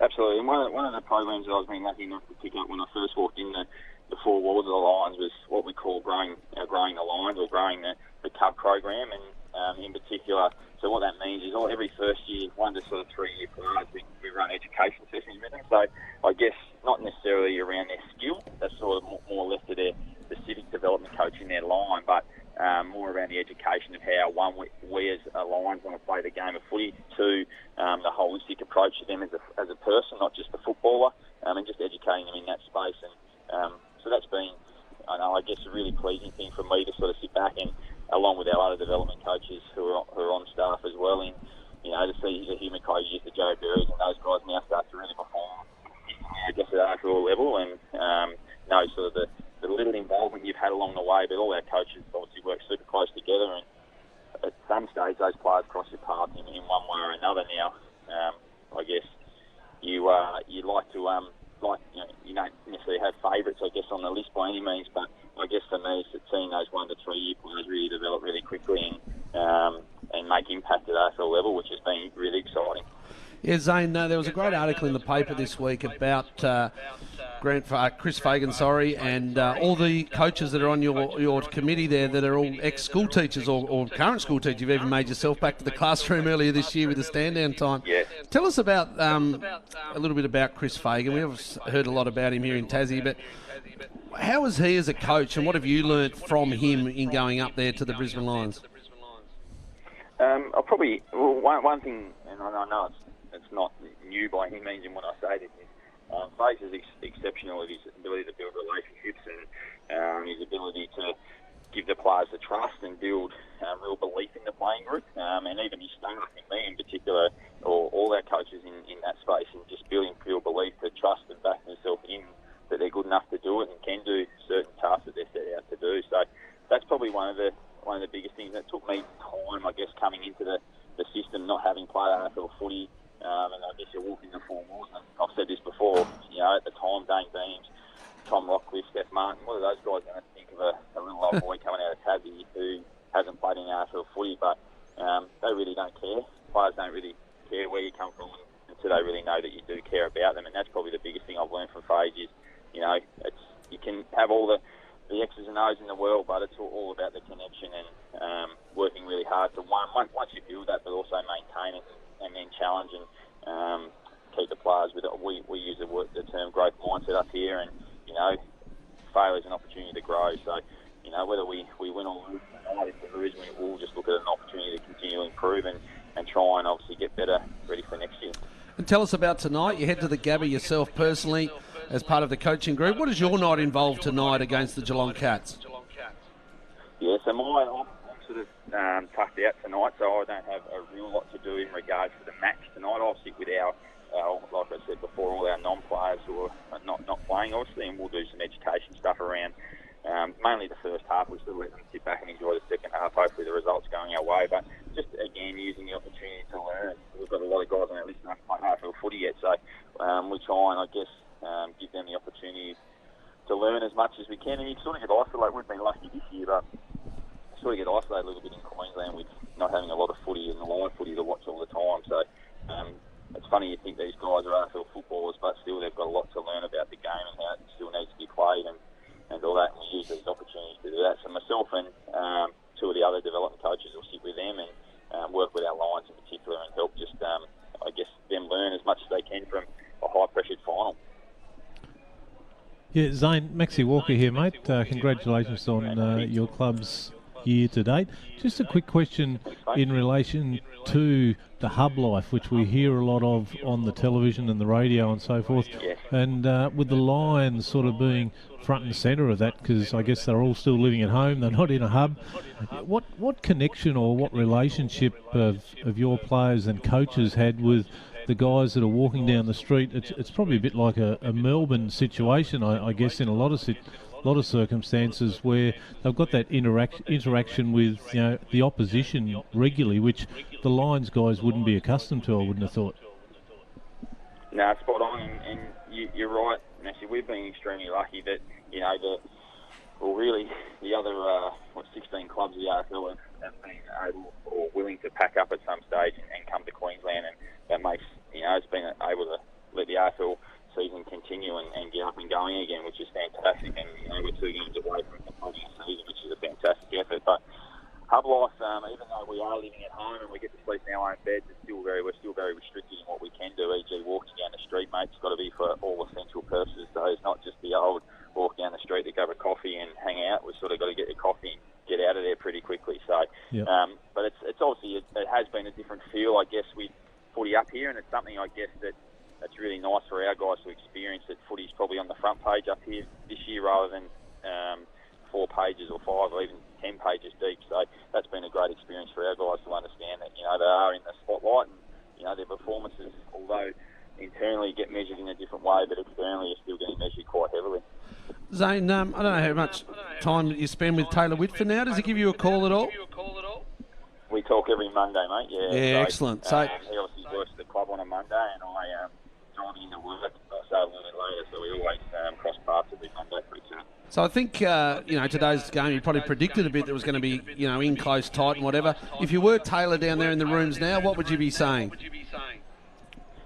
First thing, I got a bit frustrated in the first quarter. He man up there spare behind the footy with that debris. So I'd be talking to my coaches and asking why we're letting them have, I think it was Jake Smith as the skinny wing was dropping back into the spare into the hole. So I would man it up and make sure we've got even numbers down the footy, because on these type of days, it's just all about contested footy. So you want to make sure if you get the footy wherever it goes, you've got at least even numbers at the next contest. So then you can obviously keep the ball moving forward. And I think that's probably where Lonnie ended up getting their 3 goals, really from that ability just to get the ball going forward and being outnumbered at the next contest ahead of the footy. So there we go. Taylor probably, I assume we'll be talking about probably just evening the numbers up around the footy and then ahead of the footy as well, to make sure when they do get it there that they can give a contest and ideally go to stoppage or score. Yeah, Max, we'll keep our eye on that one in the second half. Fozzie? Oh, look, thanks, Zane, because the players are back on the ground and so are the umpires, so we're not far away from the start. So all the best tonight all for the big best game. tonight, mate. Good luck. Thank you very much, guys. I appreciate your support. Hopefully the North Lonnie Boys can keep it straight in the second half. No worries, Zane. Thanks for joining us on City Park Radio. That's Zane Littlejohn, who's the ex-coach of North Launceston and now assistant coach up at the Brisbane Lions. So we'll take a short break leading up to the second half, and when we come back we'll hear from our Boundary Riders and we'll get ready for the second half of the 2020 TSL Grand Final.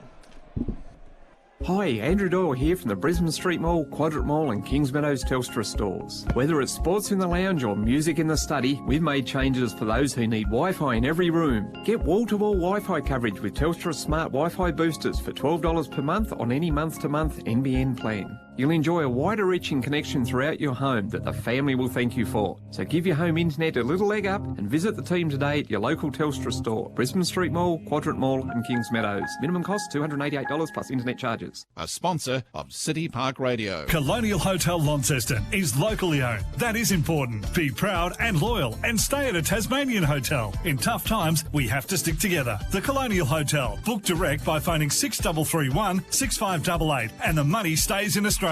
A sponsor of City Park Radio. Love Lonnie Food and Drinks. There's more to love in Launceston Central City, from quirky cafes and award-winning restaurants through to takeaway joints, local pubs and relaxed bars. You can find yourself a world away with an array of international flavours, or right at home with delicious locally sourced produce. With over 100 hospitality venues to choose from, you'll be sure to uncover some of Launceston's best-kept secrets. Discover it for yourself at launcestoncentralcity.com.au. A sponsor of City Park Radio. You're listening to great TSL action, Tasmanian State League football, on City Park Radio. Let's get straight down to our Boundary Rider, Chris Sayer. Yes, it's quite fresh down here, but the rain is sort of really weird. It's sort of... I thought it might have been clearing, the clouds, clearing a bit. Now it's sort of just starting to rain again. So it's really strange weather. That wind is still favouring that northern end, and even that is really up and down. It can be sort of ranging from 1 goal to, say, a 4-goal breeze. So the wind, the weather is still a big factor in this game. And Chris, it's great to see crowds back at the footy again. And what's the atmosphere like down there? It was very noisy. Of course, they're very parochial, and I guess as it should be, the two home teams in the city. But what do you think, Warnie? Yeah, plenty of noise, which is good. I think it's very good for us to be able to get to an event, and I think everyone's embracing that too. So you've got the Lonnie boys down at the city end of the ground, and quite a few of those boys will be quite jolly and happy after their performance this morning in the D League. But also you've got a fairly vocal North Launceston group too, which they've got plenty of chance and plenty of advice for some of their opposition players. And I think Mitch Thorpe is going to be the centre of attention in at least this quarter. So we'll see what happens. It's good to see those old rivalries back again.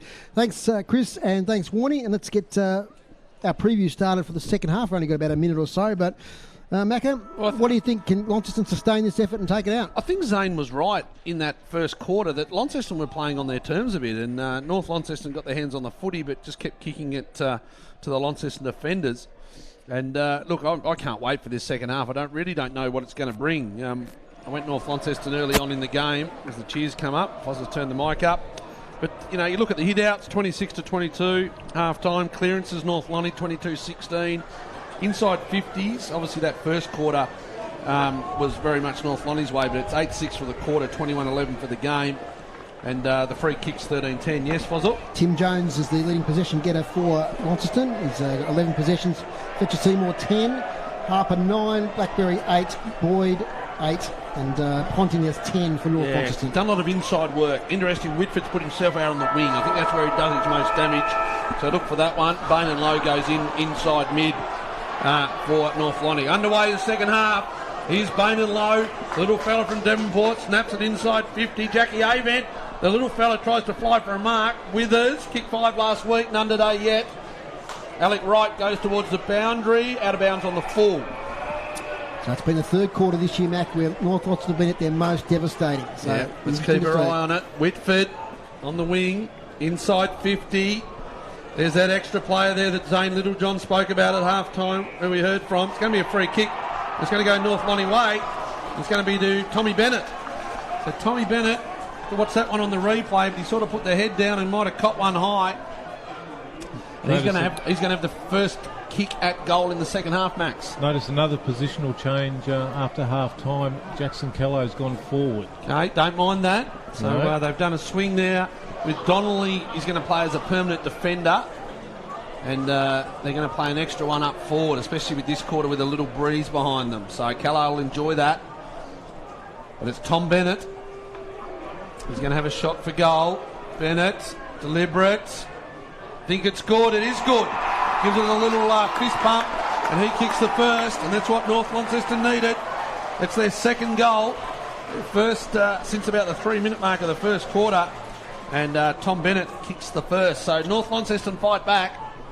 We only saw 2-6-18. Sorry, Launceston 3-1-19. Fozzle. Sorry, Mac. There's only been 4 goals kicked today, but some of them have been early in quarters.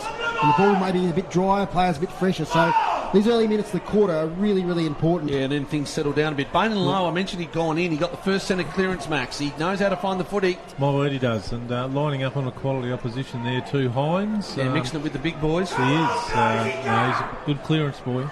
I know. Here we go. Second clearance here coming up for the quarter. North Launceston got the first one. This one might be Launceston. No. Ponting off the ground. Chance here. Withers. Falls out here towards Rushton up against Chug. Rushton, little handball over the top. Puts his teammate under pressure. Chug knocks it away. Smith's in there. Rushton a second time. Now Walsh. So it'll be a ball up. 50, just outside the 50 for Launceston. In fact, it's going to be a free kick going to Jake Smith. So Jake Smith, we saw him here as a youngster in the 2013 final series. He made his debut in that year. Now a solid player, right in his prime for Launceston. Bumped away by Auckland from behind. Avent's in there, so is Ponting. He's chicken winged. There'll be a ball up close to the boundary line. 1 point the difference. 19 plays 18. The Bombers 8 scoring shots to 4. It comes out to Jones, top position winner in the first half. Taylor might have got pushed in the back there by Van Buren. Crowd thought so, but umpire coming in to ball it up. We're now on the centre wing. What a blustery breeze now. The windsock's definitely favouring the northern end, or the May Park end. Out it comes to Seymour, kick smothered. Now taken by Ponting to Whitford. Whitford inside 50. Callow approaches the ball. Avent does well. Rushed on the boundary. Kick's not good. Out of bounds on the full. And Isaac Chug will take the relieving free kick. What Callow did then, though, he attacked that ball and just busted that pack. Took House right out of the contest then, which was good. Yeah, it's going to be a great contest this second half, House and Callow. And the ball goes out of bounds right in front of the interchange boxes. He's been quiet by his standards, JB Harper today. Did a couple of things through the packs, just not as electric as you Hasn't see. been as clean. No. Looks like North Lonnie are probably going to play McCulloch off the bench this quarter with Callow going forward, so he might just relieve the ruck duties. See what happens there. Casey Brown behind the footy. Well done, Taylor Whitford. Good smother. Here's Harper. Twists and turns. Gives it to his Batman and Robin co in Fletcher Seymour. And they do combine well for Fletcher Seymour and JB Harper, but it goes out of bounds off Casey Brown. And the boundary umpire is going to go again. As Max cracks a can, so please be alerted, it is a light refreshment, Pepsi.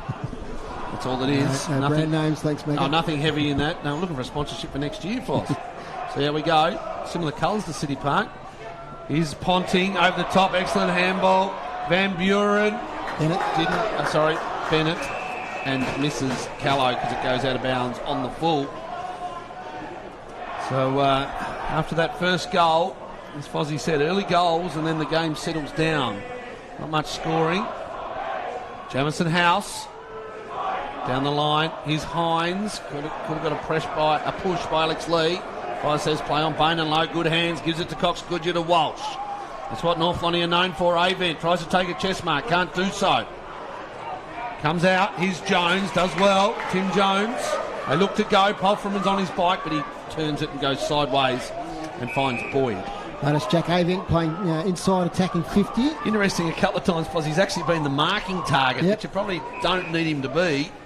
But he's one that they could release up the ground, maybe onto that wing or half back later on as well. But he plays that defensive forward game really well, does Jackie Avent. Tommy Bennett gets it to Cox Goodyear. Illegally, says the umpire. So free kick, Seymour. Former Clarence player. Great cricketer as well. Came through Scott Jackburn College. Fletcher Seymour takes his full measure of time. Now he has to play on. So he kicks up the line here. Thorpe presents. Nice thump away there from Donnelly. Bouncing ball near the wing. Back to Seymour. Out of bounds. That's 18 North Launceston 19. Interesting, Thorpe holding his left shoulder, I think it was. He tried to take that mark on his chest where he could have put the arms out and got Donnelly on the lead, but the shoulder is strapped. Yeah, just keep an eye on it. So the boundary throw, we've got a lot of boundary throw-ins on this side of the ground. RACT stands side. Out towards Harper, hands and knees, gets tackled by Ponting. Another ball up. So inside 50 to all North Launceston in this quarter, 6-0.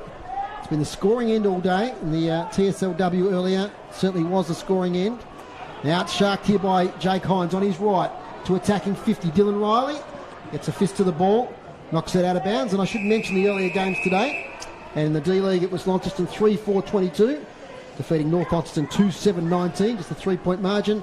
And Launceston 13 defeated Glenorchy 6 in the TSLW. So Launceston win the premiership this year after going down last year. So they'll be happy. 2 out of 3 now, I think it is for them. As the tap comes out here towards Simpson. Simpson's tackled. So it's now inside 50. So Groobs has marked that one in. That's the first inside 50 for the Blues. Is you generous? That's there. Will it go further in? Yes, it might, as Harper takes it. Handballs it forward of the contest. Thumped away. Here's Cox Goodyear. Little handball to Bain and low. Play on to advantage. Spots up Avent. Can't quite take the chest mark. Good pressure from behind there from Tyrrell. He's got his nose strapped there. Ryan Tyrrell. So boundary throw in. It's North Launceston 18. Launceston 19. We've been playing 7.5 minutes. 1 point in it. This 2020 grand final. TSL footy, listen to City Park Radio 103.7, 96.5 via the live stream on Facebook or YouTube Live via the TSL. And the ball goes out of bounds in front of Bradley Cox Goodyear.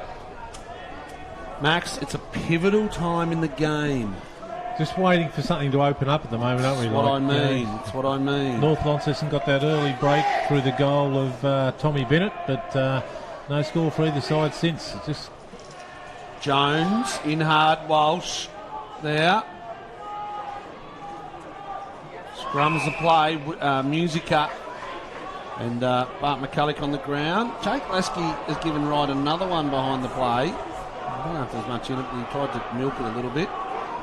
But, see what happens there. Keep your eye on that one, Max, with the binoculars. The umpire's down there is not taking anything for it. He's not getting sucked in to the Launceston reactions. Just telling them to keep their hands off each other.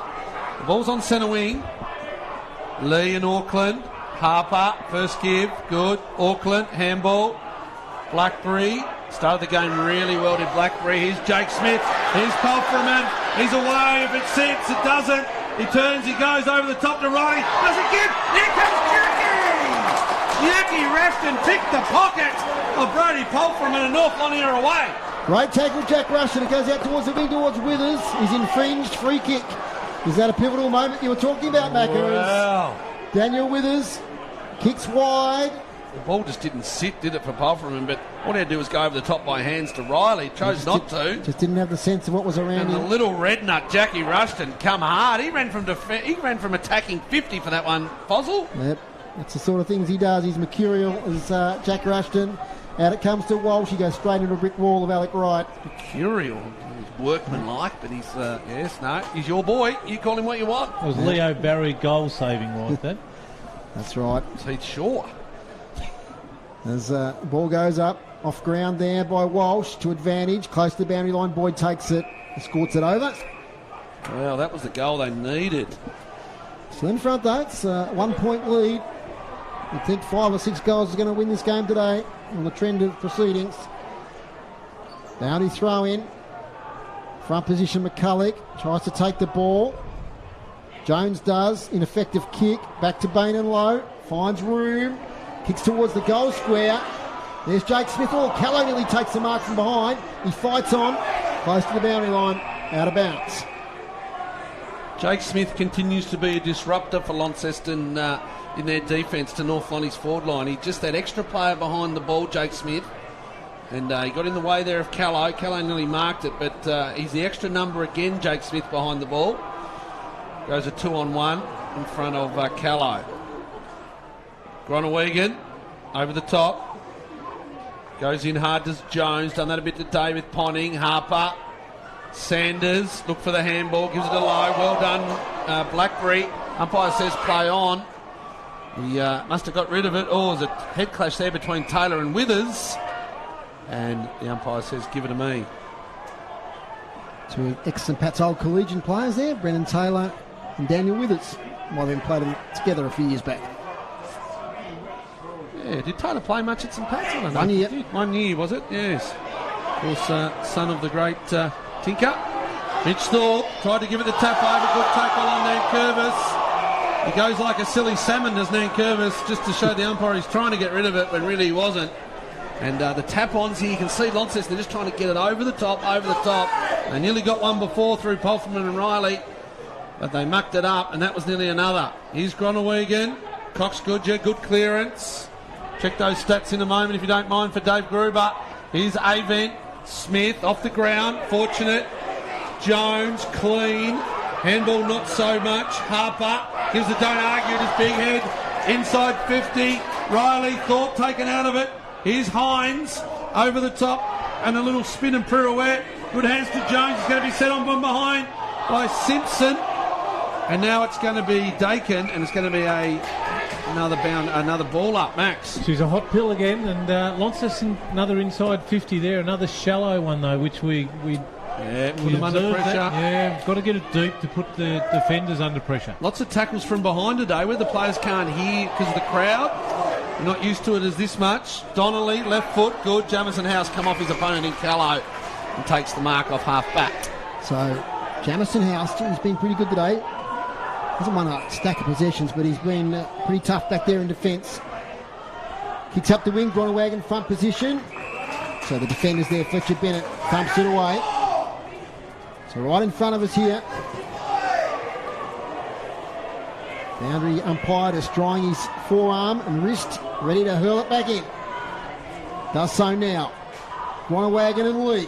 Groenewegen wins it down. Walsh finds a passage, kicks it off the ground. He might go again. Yes, he does. He's got no one to give it to there at half forward. Although coming out now is McCulloch. Takes it. Wheels around, but McCulloch on the left foot. This would lift the team. Close to goal. Bennett can't quite take the mark. And scores a level. 2-7-19. Plays 3-1-19. As Tyrrell just goes the short one to right in the back pocket. And Launceston will clear through Alec Wright. Whatever the go, these players are going to be tired in this last quarter because it's been a bruising encounter. Lots of energy used. Down the line, Alec Wright. Blackberry. Miller Hodge doesn't take the footy. Foon does, but gives it straight to Jones. Jones over the top to Musica. 1-on-1 with Rick DeSolder. Great contest. Umpire's seen a free kick. It's going to go to Nankervis against Riley. No, Rick DeSolder against Musica. No, Bain and Lowe. No, it's going to be Nankervis. They were pointing their hands, and it ended up with the player we thought it was. So Nankervis finds Sanders. Here's the slow play to Bennett, Fletcher Bennett. Low. Withers. Oh, he's hit. He's gone. Umpire says he tripped him. Had him by the leg. Tripped him because he jumped up. Now it's advantage. Advantage rule. There's Egger. Oh, coming in hard and good. There was Groenewegen. No, it was Jamison House, in fact. No, it was Groenewegen. I got it right the first time. And Groenewegen come in, and the ball was going to be thrown up. So all the players, they're holding their forwards back here at the moment. Bennett, McCulloch, and Callow, 3 big uns. Jones speeding everything. Good handball up the top there by Musica. Here's Hines on the outside. Has to give it quick. Can't find Jake Smith. In comes Whitford. He's right there at the moment with Simpson. Clever handball. Fletcher Bennett, the youngsters combined. Cox Goodger didn't take it. Had a look there. Here comes Riley. He rushes it over. Right on centre wing. Railway side of the ground. Free kick, is it? No. No, he's saying point it, give it to the umpire, I think. Yeah, boundary throw in. Centre wing. Scores are all level. 2-7-19 North Launceston. Launceston at 3-1-19. Boundary umpire Lucas Chamberlain brings it into play. Over the back. Lee thumps it forward of the contest. There's Casey Brown. He tries to spin. He's tackled by 2. Taken away by Whitford, but too late. Yeah, clearance is still pretty even. 8-7 North Launceston's way. And the inside 50's 9-3. So, weight of numbers again, North Launceston. A bit like the first quarter, Max. Launceston defended really well, didn't they, in that first quarter? They've weathered a real good storm for the 14 minutes. It was that first couple of minutes of the quarter that North came out and went bang, but very composed at the moment, Launceston. As Hines gets tackled. In the centre of the ground, Tim Jones again. Has he been good? Out here was Polfram and Sanders. Polfram gets there first. Sanders. Good pressure by Oliver Sanders. Close to the boundary line. Once again, Sanders, but it's over the boundary for a throw in. Starting to brighten up a little bit here at UTAS Stadium. That drizzle is very light indeed, if at all. So that's good news, but of course it's very slippery out there still. And a wet day here in northern Tassie.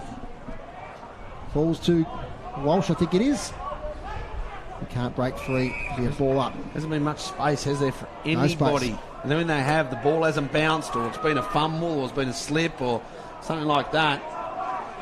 So it might open up. Jake Smith continues to be on his own on that sort of wing half-back position. Little handball. Can't find a target. Now Bain and Lowe. Releases to half-forward. Punched away by Wright. Here's a go for Launceston as Jake Smith got it to the runner in choke. Good link-up handball. Runs his full measure. Indecisive. Does okay in the end to get it to Dakin. Dakin marks. I went, because I thought he wasn't going to bounce it. I thought he was going to finally get space. He wanted to tap it down, but didn't. Dakin inside 50. Thorpe in the contest. Thumped away by Donnelly. At the full is Sanders. Little handball. Comes out now to Cox Goodger. Weaves his way through traffic. Pushed as he kicks it in towards Rushton. Jack Rushton wins the contest. And then kicks it to half forward to Lasky. The sport by Smith, but over the shoulder. So Jake Lasky. Pump it inside 50. Gets around Smith. Now he's about 60 out. Into the goal square. Callow. And Jamison House does pretty well to thump it through from behind. But that means that the Northern Bombers are now in front. 2-8-20 to Launceston 3-1-19. Callow had to lead there. So he had to lead to the fat side of the ground, Max, out towards the boundary line, out towards the scoreboard. Because he could have taken House on the lead, but decided not to. And if he didn't want to kick it to him, Lasky would have had a free square, wouldn't he? Goal, yes. So he's got to get off Jamison House, does Callow. Harder said than done. We've got to get him on the lead. Riley, centre wing. Free kick, umpire says over the top. I don't know who it's against. Is it going to be a North Lonnie free kick? It is, yep. So it's going to be a Van Buren. No.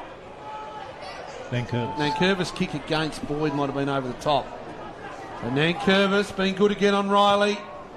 Nankervis goes near side. Callow ponders at the back.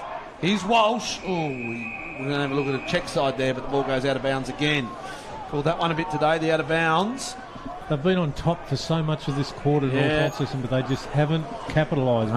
One goal, which came in the first minute or two. Yeah, and the quarter's gone 19. Yeah. 11 inside 50 to 4. The Bombers' way. Cox Goodger could have been taken high and is. Yes, he went to his knees, but Dakin took him high, or is it Jones? Jones it was, who just took Cox-Goodger high. Now this is the Bradley Cox-Goodger special. The cannon, he's loading it up. He will start it at the right goalpost and bring it back on that left foot.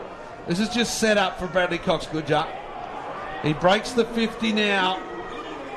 He's a terrific player, Bradley Cox-Goodger. He starts it at the right goalpost and he puts it over the goal umpire's hat. It was just set up, wasn't it? A Bradley Cox-Goodger special. And there it is, North Launceston. They've dominated the quarter inside 50s. And he kicks North Launceston's third, second for the quarter. They're 3-8-26. Launceston 3-1-19. Now, Max, where is the belief for Launceston? Because now is the time in the game where it would be really easy to say, they've just got us now. They've hit the front, they've been behind all day. Let's see what Launceston can do. But what a goal, Bradley Cox-Goodger. It was a great goal, and the clearance is so critical. We've gone to the 20-minute mark, so we're into time on now for this quarter. And the clearance out of this centre bounce is so important for Launceston. And here it is. Both ruckman nullify each other. Taken by Hines. That's that clearance that Matthew was talking about. Out here to Polferman. Takes the mark. Gets up here towards Musico. Gets the front position. Great spoil. Fletcher Bennett. One of those unsung players in that North Launceston back line. Rarely does anything wrong, and he got across there for a really crucial spoil. Well, interesting. Taylor Whitford come in hard off his wing. Left Polferman to be. Polferman's had a quarter of nearlies, hasn't he, Polferman? Yep. Bounty throw in, 40 out. Dying seconds of the third quarter. Only 2 goals kicked. Won't be long. Little shot on goal here. Gets to the goal square. Riley, front position. Bennett again. He's kicked this time though. He's out of bounds on the full. Musica. So it's going to fall here to Michael Musica. It'll be a very difficult shot from there. The wind blowing straight down the ground by the look of the windsock. And it'll be even tougher if the siren goes and he can't run around. Yep. And he may not run around in case it does go. We saw that happen before. We saw Brendan Taylor sort of tucked away here before and put it straight across the face. Michael Musica sets it out to the right. Won't come back. Back of the contest. Harper! 1-2, goal. He's taken it. Taken a mark, he has. He's taken a grab. 2 grab mark. Now tough angle as well. Only 20 out or so. Now he's going to go on the left foot snap. Siren goes. Now what does he have to do? Jeez, he went to go. He went to go. Another step, another millisecond, and he would have gone. So he now has to straighten up. Wow, how big is this kick at the end of the third quarter for JB Harper? 20 out. Tough angle. Harper has kicked it. It's a goal to Launceston. Huge goal. Right on 3-quarter time. Wow, William. And that puts him back within 1 point of North Launceston. We've got a ball game here. 4-1-25, 3-8-26. Such a great view of that kick we had, boys. The last minute he just laid it across the boot and kicked a little banana. Amazing kick. It was a good mark too in the first place. There's the belief. It's back. It is. There is the belief. It's back. Just that one little 2-minute burst inside 50s and that goal gives the Launceston Blues belief at 3-quarter time. 4-1-25 Launceston. Trail North Launceston 3-8-26. And significant. No one's wasting time with any mellows this time. They've got no energy left. They've got no energy left. Straight to the That's huddle. the reason. So North Launceston 3-8-26. What did they kick for the quarter? They kicked 2 goals, 2. And Launceston with that goal kicked 1 goal. So before that they hadn't scored. And well, we're set up for an absolute ball burster in the last quarter. Goal kickers before we go to a break. Blackberry, Seymour, Riley, and that last one to Harper, the goal kickers for Launceston. And for North Launceston, Rushton, Bennett and Bradley Cox-Goodger. Might catch our breath and go straight to a break. When we come back, we'll look forward to the last quarter of the TSL Grand Final. North Launceston lead by 1 point. Hi, Andrew Doyle here from the Brisbane Street Mall, Quadrant Mall and Kings Meadows Telstra stores. Whether it's sports in the lounge or music in the study, we've made changes for those who need Wi-Fi in every room. Get wall-to-wall Wi-Fi coverage with Telstra Smart Wi-Fi boosters for $12 per month on any month-to-month NBN plan. You'll enjoy a wider reaching connection throughout your home that the family will thank you for. So give your home internet a little leg up and visit the team today at your local Telstra store. Brisbane Street Mall, Quadrant Mall and Kings Meadows. Minimum cost $288 plus internet charges. A sponsor of City Park Radio. This month, more than 1,000 Australians are walking their local neighbourhoods to support people living with epilepsy. Together, we're walking 25,000 kilometres for the 1 in 25 Australians who will experience epilepsy. You can help. It's not too late to join. Set your own fundraising and distance goals and get started today, or donate to one of the many people passionately walking for epilepsy this October. Read their stories and find out more at walkforepilepsy.com.au. No thanks, no cheap tea for me. I want flavour. People are learning flavour is far more important than price. Lonnie customers are all agreeing more satisfaction comes from brewing freshly hand-picked real leaves. At our Tea Emporium on Upper George Street, you're in for a delicious treat, as you'll find we merchandise Tasmania's largest selection of freshly, locally grown and imported fine leaf teas. Cocoon Living Tea, 109 on the George Street Boulevard, a very proud sponsor of City Park Radio. You're listening to great TSL action, Tasmanian State League football, on City Park Radio. Well, we've waited 35 years for this grand final here in Launceston, the North Launceston battle, and it certainly hasn't disappointed. And it could go either way, leading into the last quarter with the Bombers leading by 1 point, 38-26 to Launceston 4-1-25. So in that quarter, North Launceston kicked 2 goals, 2, and Launceston kicked 1 goal straight. So an even contest.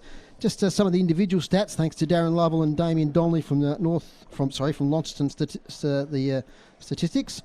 Harper 19 possessions, so he had 10 in that quarter. So we thought he might have to lift a little bit. And He wheeled them around the stoppages, and that mark and that goal just put the icing on it for him in that quarter. Tim Jones 19, Fletcher Seymour 13, Blackberry 9. Also Jacob Boyd 9 and Jake Hines 9. And the boys tell me, because they track North Launceston stats, that Pontings had 14 possessions to three-quarter time. And the team stats there, Macca? Yeah, look, team stats, Max. Interesting in the ruck. I think Auckland's done a really good job with the 1-2 punch with Groenewegen. They've actually kept Alex Lee to 39 hit-outs to 37. And I think that's, last week he just palmed it where he wanted, whereas today he hasn't been able to do so. Clearances 31-26. And Alex Lee spent probably 10 to 15 minutes off in that first quarter as well. Yeah, he did too. I suppose they had their secondary ruckman on there a bit, but I just think Auckland's been okay. Well, he's nullified, hasn't he? He's nullified Lee's presence. Clearances 31-26 North Lonnie's way. Inside 50s 32-16. Once again, that quarter was 11-5. Yet that last Launceston goal all of a sudden makes things look a lot better than what they are. Inside 50s, it was one. Inside 50 marks, it was 1, and that was the last one to Joby Harper. So he kicked that goal. Free kicks 10-5 for the quarter, North Launceston's way. It's just seen the 4 inside 50 marks over the day.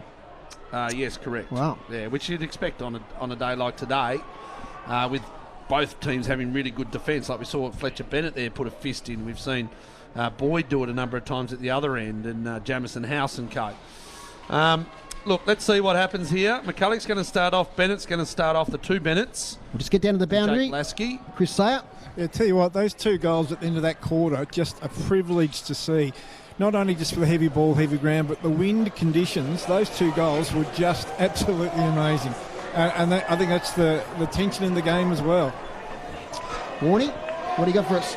What have we got? Just having a chat to Roy. Roy's been told he had to move because he's supporting the Blues, and the North supporters weren't too happy about it. Well, I think there's a fair bit of a divide through the crowd, and we're going to hear plenty of noise from them this quarter. Fantastic. Thanks, boys. We'll hear from you at the end of the game. Okay, here we go. Last quarter of the TSL for 2020. The premiership's up for grabs. It's the Northern Bombers by a point. Here's Matthew McGee. Seymour and Lee do battle again. Cox Goodger.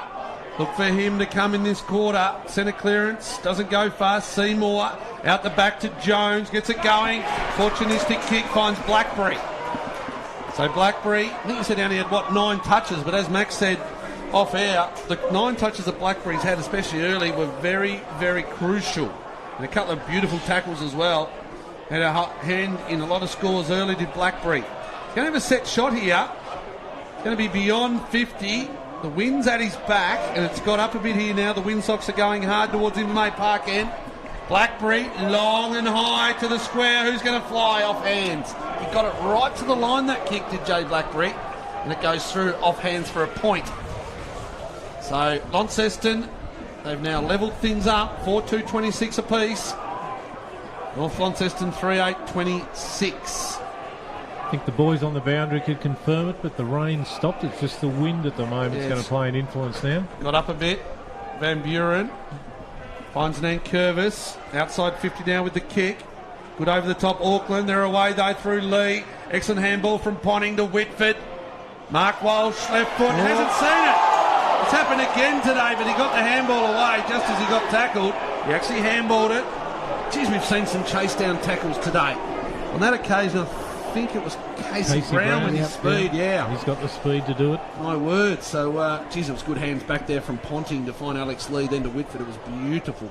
Jones, inside mid. Ponting, another one. Here's Fletcher Seymour. Puts the head in the trough and gets caught there. And it's going to be another ball up on centre wing. Tim Jones has put the hand up. I don't know if he saw or he needs something. So he's done a finger maybe, Max? I think so. Yeah, he put the hand up asking for the trainers. He's just off the pack here at the moment. Oh, Foon.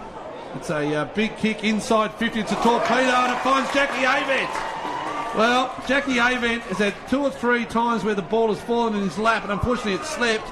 He goes short and finds Cox Goodger. So Cox Goodger, it's nearly a mirror image of his kick from the other end of the ground, except the wind's going the opposite way. So Jackie Avent, he found Bradley Cox Goodger. He will kick from beyond 50 or right on it towards the city end of the ground. It's not going to take much time with this one. Bradley Cox Goodger, the 50. Here it goes. It's right there. It's going to fall short. Callow flies. Baden Low spins, goes back, forth, across the face, out of bounds. No. Fortunistic for North. It was on the line, and it's going to be in play. So it's going to be a throw in. Left forward pocket. It's been dangerous as Baden Low. Playing small forward at the moment.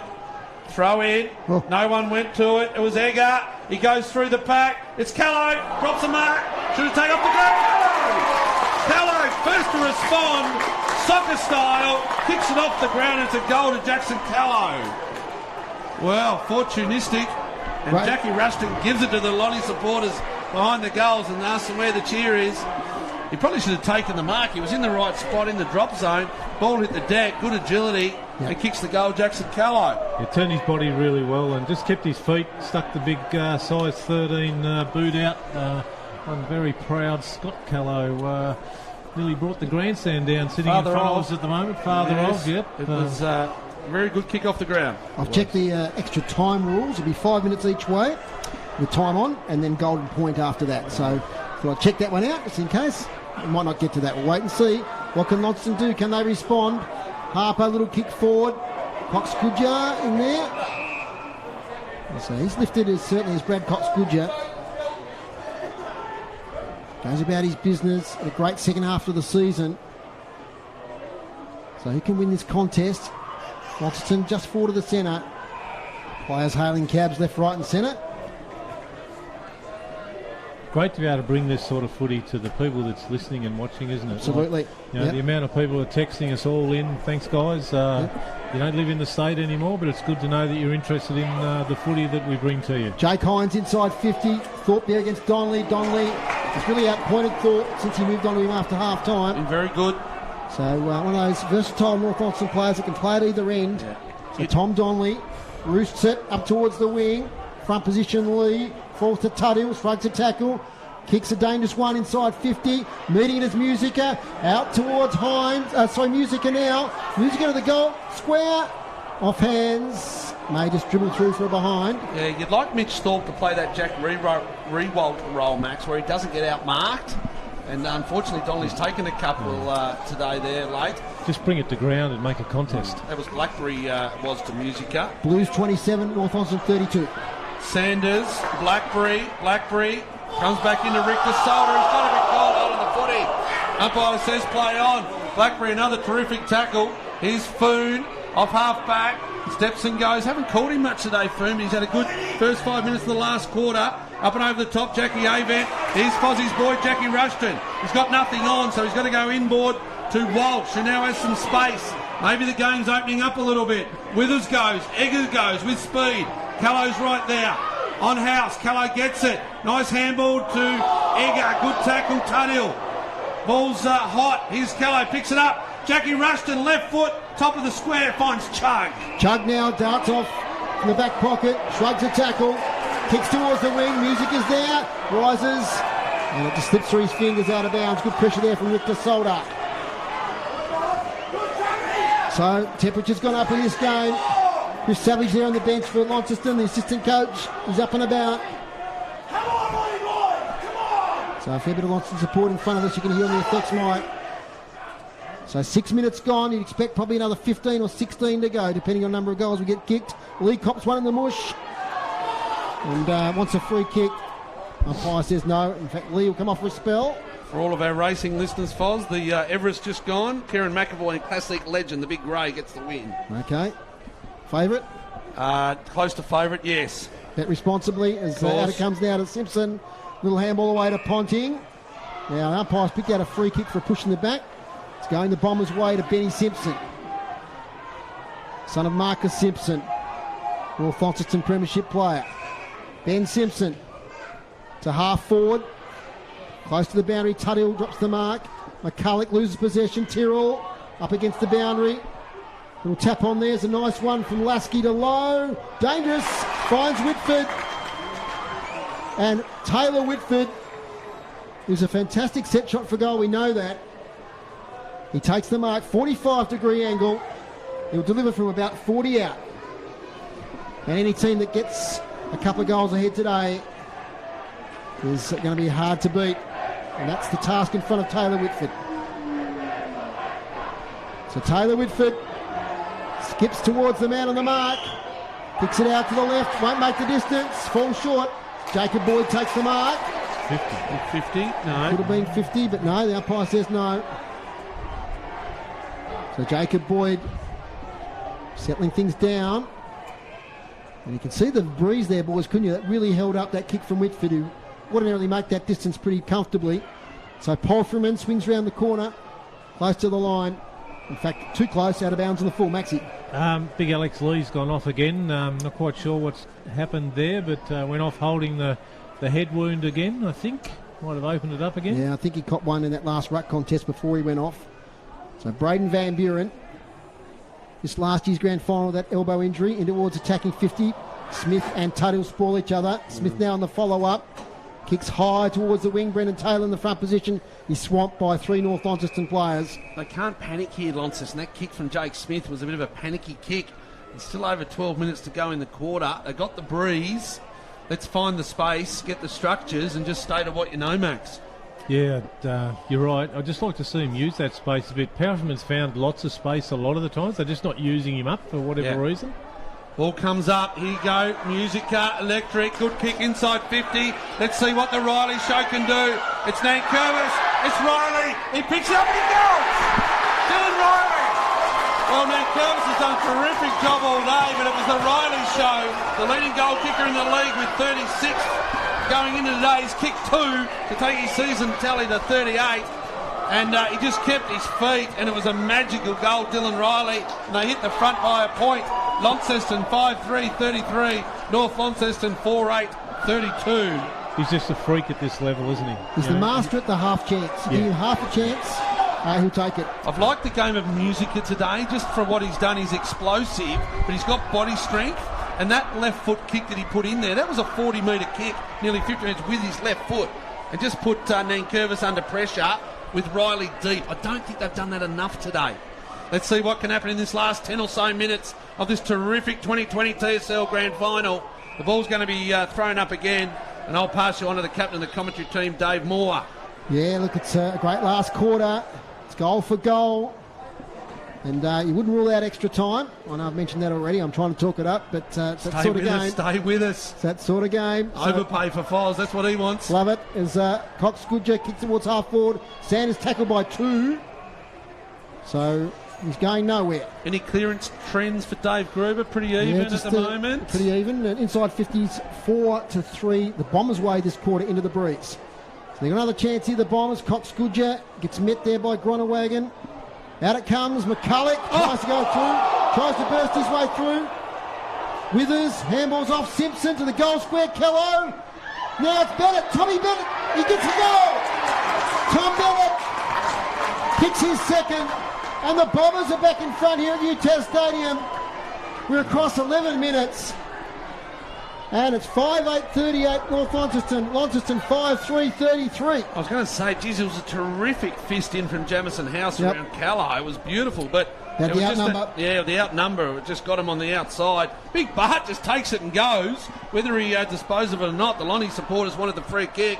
Simpson got it into the top of the square, and it was just Isaac Chugg, I think it was, that just lost Tommy Bennett in the traffic. And Bennett from the goal square kicks the goal. Wow. So probably 10 minutes of playing time to go. You'd imagine so far. It's going to be big. Okay. Auckland up against McCulloch. Here's Ponting. Inside 50. Tyrrell flies. Rushton flies. Alec Wright goes. Handball. Hines. He's got the bandages around the head now too as Jake Hines. Fletcher Bennett. Brendan Taylor. Inside 50. Thorpe got found up the ground a bit. Riley's got to go. Thorpe stays down. Blackberry circles.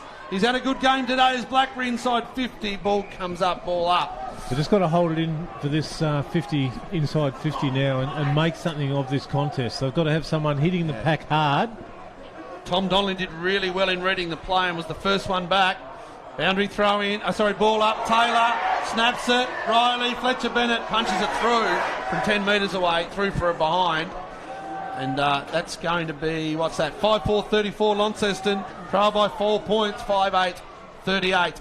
And a bit like the D-League earlier on today, the pressure's right on the umpires here just to either put the whistle away or just call the ones that are really there. They've done a pretty good job.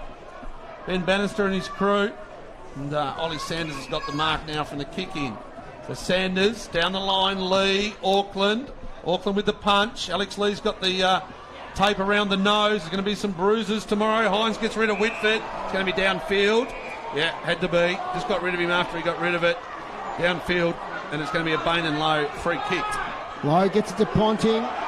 He's getting more of it as the day goes on. Now he kicks it in towards Bennett. 2 goals. Tommy Bennett centres the ball to 2-on-1. Callow house front position. Callow behind. Can he get a foot to it? Free kick. Pushing the back. Free kick in the marking contest. Jamison House. So Jamison House, they had the 2-on-1 there, did the Bombers for a minute. Jamison House did well. Kicks outside defensive 50. Musica overruns it. Taylor's there. Lowe's there. Oh, Musica sells some candy. Sideways handball. Gets it to Casey Brown. Now towards Riley and Nankervis. Nankervis gets a fist to it. Riley taps it to his own advantage. Might be happy to see it go out of bounds. No. Keeps it in with Dylan Riley. Magical stuff. Over the top. Jay Blackberry. Another goal. And Launceston are back in front.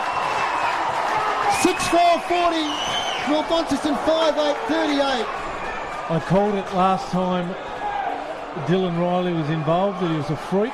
That just proved why he is a freak. Just kept it moving forward. It's all about the aggression at the ball. Ignored the once again though, they get the ball inside 50 to Riley, one-on-one on Nankervis. Yeah. It makes him nervous, Nankervis, doesn't it? A little bit of him. And he just held up there. And Dylan Riley, the ball stayed in beautifully. Well, I said before he'd be happy to see it out of bounds, but not Dylan Riley. No, not Dylan Riley. But just if they can stay deep with Riley, with this little bit of breeze, it's just going to make Nankervis very nervous. Donnelly, he's just going to have to try and zone off on Thorpe, who's playing a good role. Scoreboard needs to catch up. Polframan now. Yeah, scoreboard. So scoreboard should be 6-4-40. North Launceston 5-8-38. Musica. Umpire was on the blind side, didn't see it. The Lonnie supporters did. Here's Cox Goodger. Inside 50. It goes through all of them. Jamison House takes it. Tackled by Avent. Tuddill. In and under. Here's Walsh on Brown, and Brown took him down. It was a bit of an arm lock and took Walsh down. Walsh had Cox Goodger inboard. He's got Jackie Rushton, top of the 50 inside. Here's the youngster in Tuddill. Good double hand punch. Well done, Jamison House. Good battle. Callow goes. Jake Smith clean. Handballs at Bain and Lowe circles. They've got to rush it through. They haven't. They've got to rush it through. Oh my goodness. Heart stopper. Well, they had 2 or 3 times there, Launceston, to rush it through. And I reckon North Lonnie had a couple of cracks right on the line, and it goes through for a behind. Jake Smith up the line, goes fast. Musica going to spill to the bottom of the pack, taken. Clever. Here's Thorpe, punches it out in front. Riley goes again, and Thorpe. They're the old Batman and Robin as well, those two. They played a lot of footy together, Thorpe and Riley. The South Launceston Premiership teammates, they'd love another one today. It's Launceston by a point. 16 minutes gone. TSL footy at its best. City Park Radio, thanks for bringing you the footy. It's fantastic. And here's Dave Moore. As we've got about 5 or 6 minutes to go, I reckon. It's on the ground with Tim Jones. He gets a kick forward. He's a go for Palfreyman. He takes a mark on his chest. Right on the attacking 50. Now, will he have the set shot? He's going back as if he will. He does have the breeze behind him. It's not out of the realms of possibility. Now he gives it to Jake Smith. Jake Smith's about 70 out. Kick short. Donnelly can't take the mark. Riley lays the tackle. So it'll be a ball up. 15 out from Launceston's goal. 17-minute mark of the last quarter.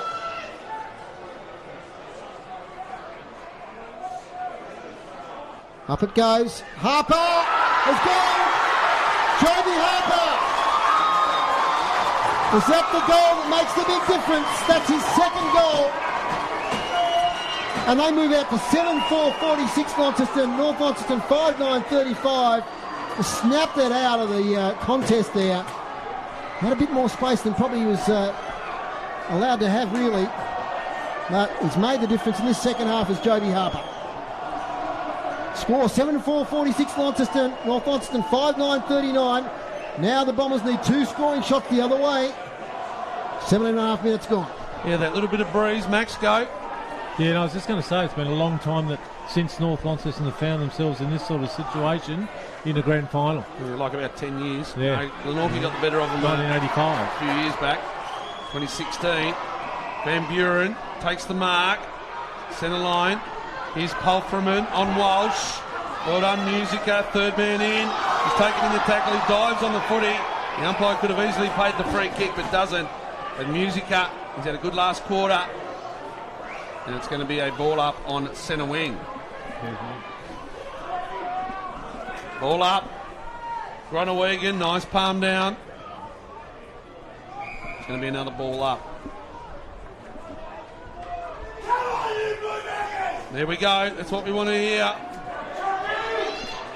The supporters have been great today for both sides.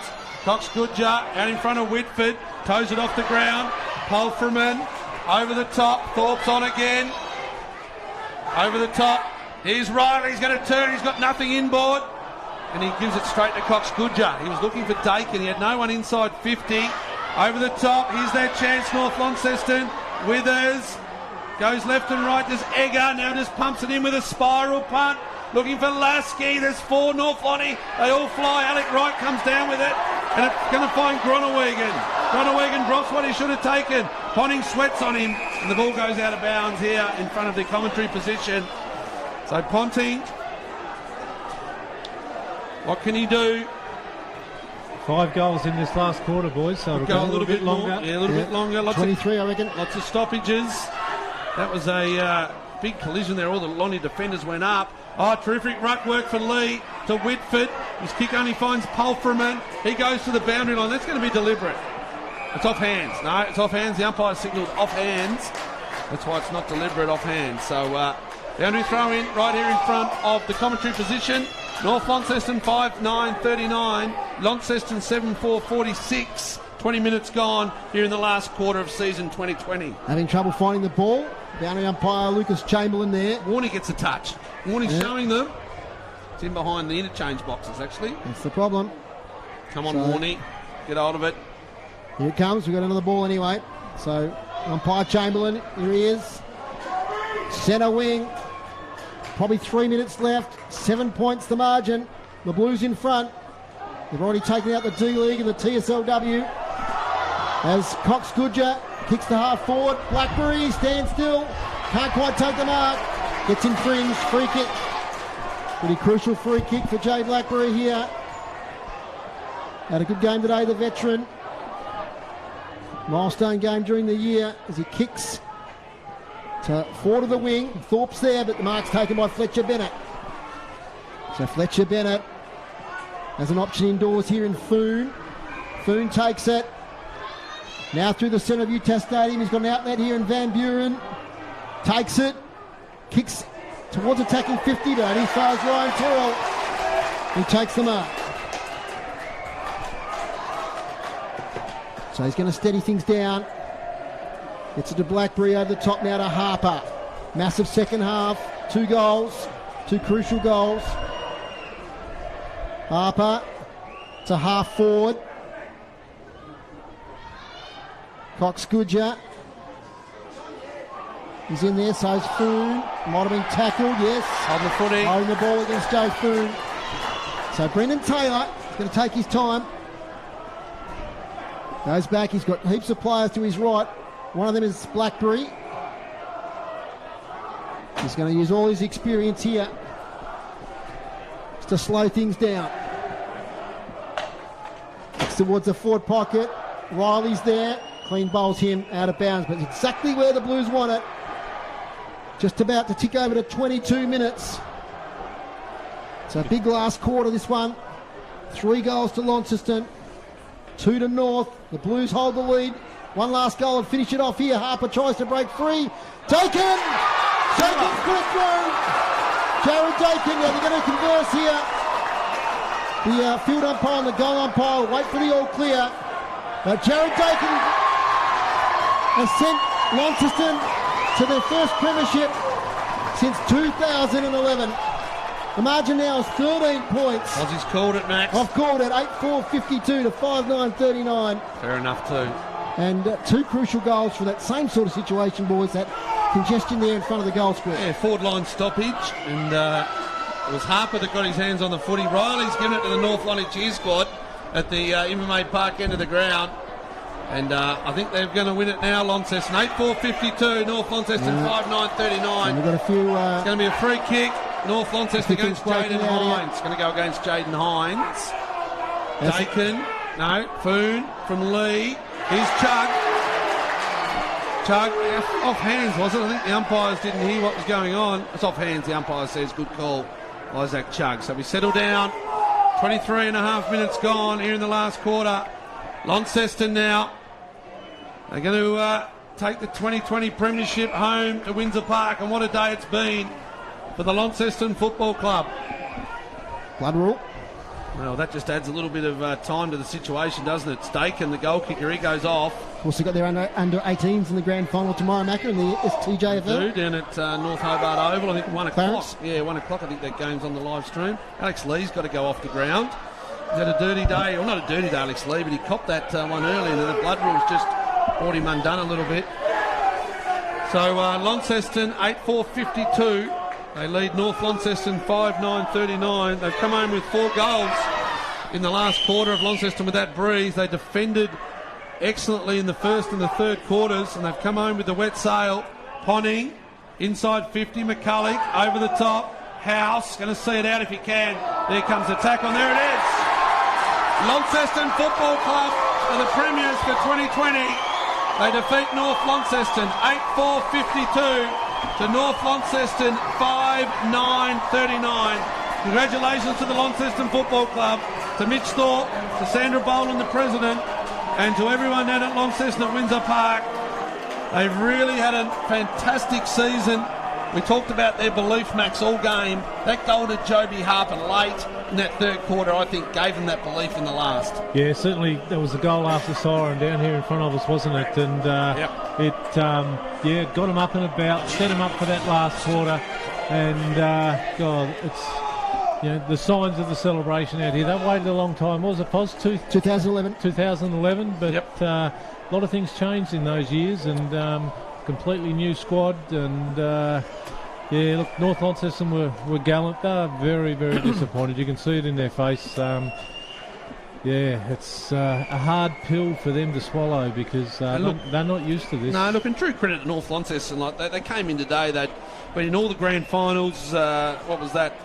3, 4, 5, 6 in the last 7 years. They've won 3 premierships in a row till today.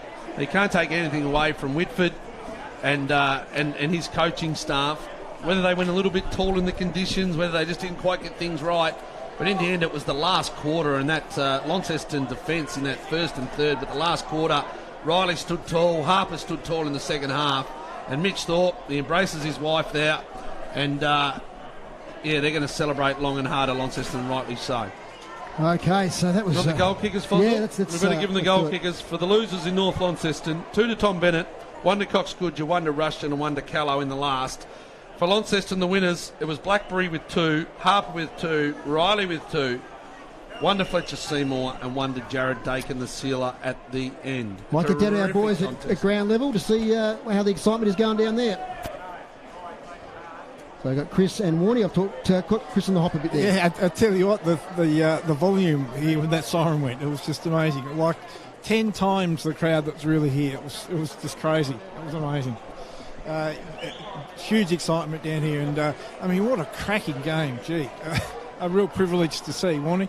Yeah, just seeing Lonnie get on top there, there was a lot of belief there on the bench, and I think a very well-deserved win and some very, very happy lads out there. You could see that right across the ground, but a lot of tired boys as well. I see the Premier's out there when he's in his tea cosy cap on his head. So the Premier's here, so holding some medallions as well. It's a bit of a strange atmosphere, isn't it, boys, without the spectators out there, because one of the traditions is that everybody rushes on. Yeah. But say just a little bit different this year. Well, all the Development League boys and all the Launceston supporters are waiting just outside the rooms at the moment, so they will get a rousing applause when they get up there and accept their medals, but also when they leave the arena. It'll be a big night at Windsor Park tonight, because that's their third grand final today. They won the Development League by 3 points. They won the TSLW by 7 points. And now they take out the senior game here by 13 points. It's a disappointment for North Launceston, but they've been there before against Glenorchy a few years back. Some of the same players, and would expect them to react, certainly in coming seasons. I think we've seen history here today, that's for sure. Okay, so we're not far away from the presentations, which of course we'll take here live on City Park Radio and via the TSL live stream. And it's just started to rain as well. Okay, so held off for most of that second half. Gee, that last quarter of footy was such an arm wrestle, wasn't it, Macca? It really, lead changes, but eventually Launceston, with the aid of that breeze and some smart play, got on top. It made them get the ball in deeper, and as I mentioned, Riley was more dangerous deep. He played a lot up the ground in the first half, made it deeper. Thorpe did his bit just by providing the contest, but no, look, they were brilliant, Launceston, and look, you can't say that they don't deserve today's win. And I agree that Jody Harper goal at the end of the third quarter really gave them a spurt. Okay, so we're not far away from the official proceedings. So the convener here is Brent Costello. And having a bit of trouble there with the background. I think they're going to do away with it because the wind has got up all of a sudden. So we'll just wait for the boys to start. Down at ground level, we've got Brent Costello, we've got Damien Gill. You can see Sandra Boland down there. It would be a very happy president. And it's, of course, Peter Gutwin, the Premier of Tasmania, down there as well. So, Lonnie Footy Club on the right of the picture, as you can see on the stream, and North Launceston on the left. And I think we're about to get underway. We'll cross down to Brent Costello. Well, ladies and gentlemen, what a grand final we've witnessed here at UTAS Stadium this afternoon to conclude the 2020 Tasmanian State League. Congratulations to the Premiers, the Launceston Football Club.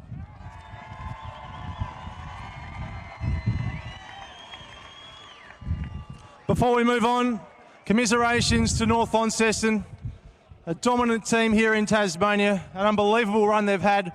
I'd like to invite the captain, Brad Cox-Goodyear, to come forward to say a few words. Thanks, Brad.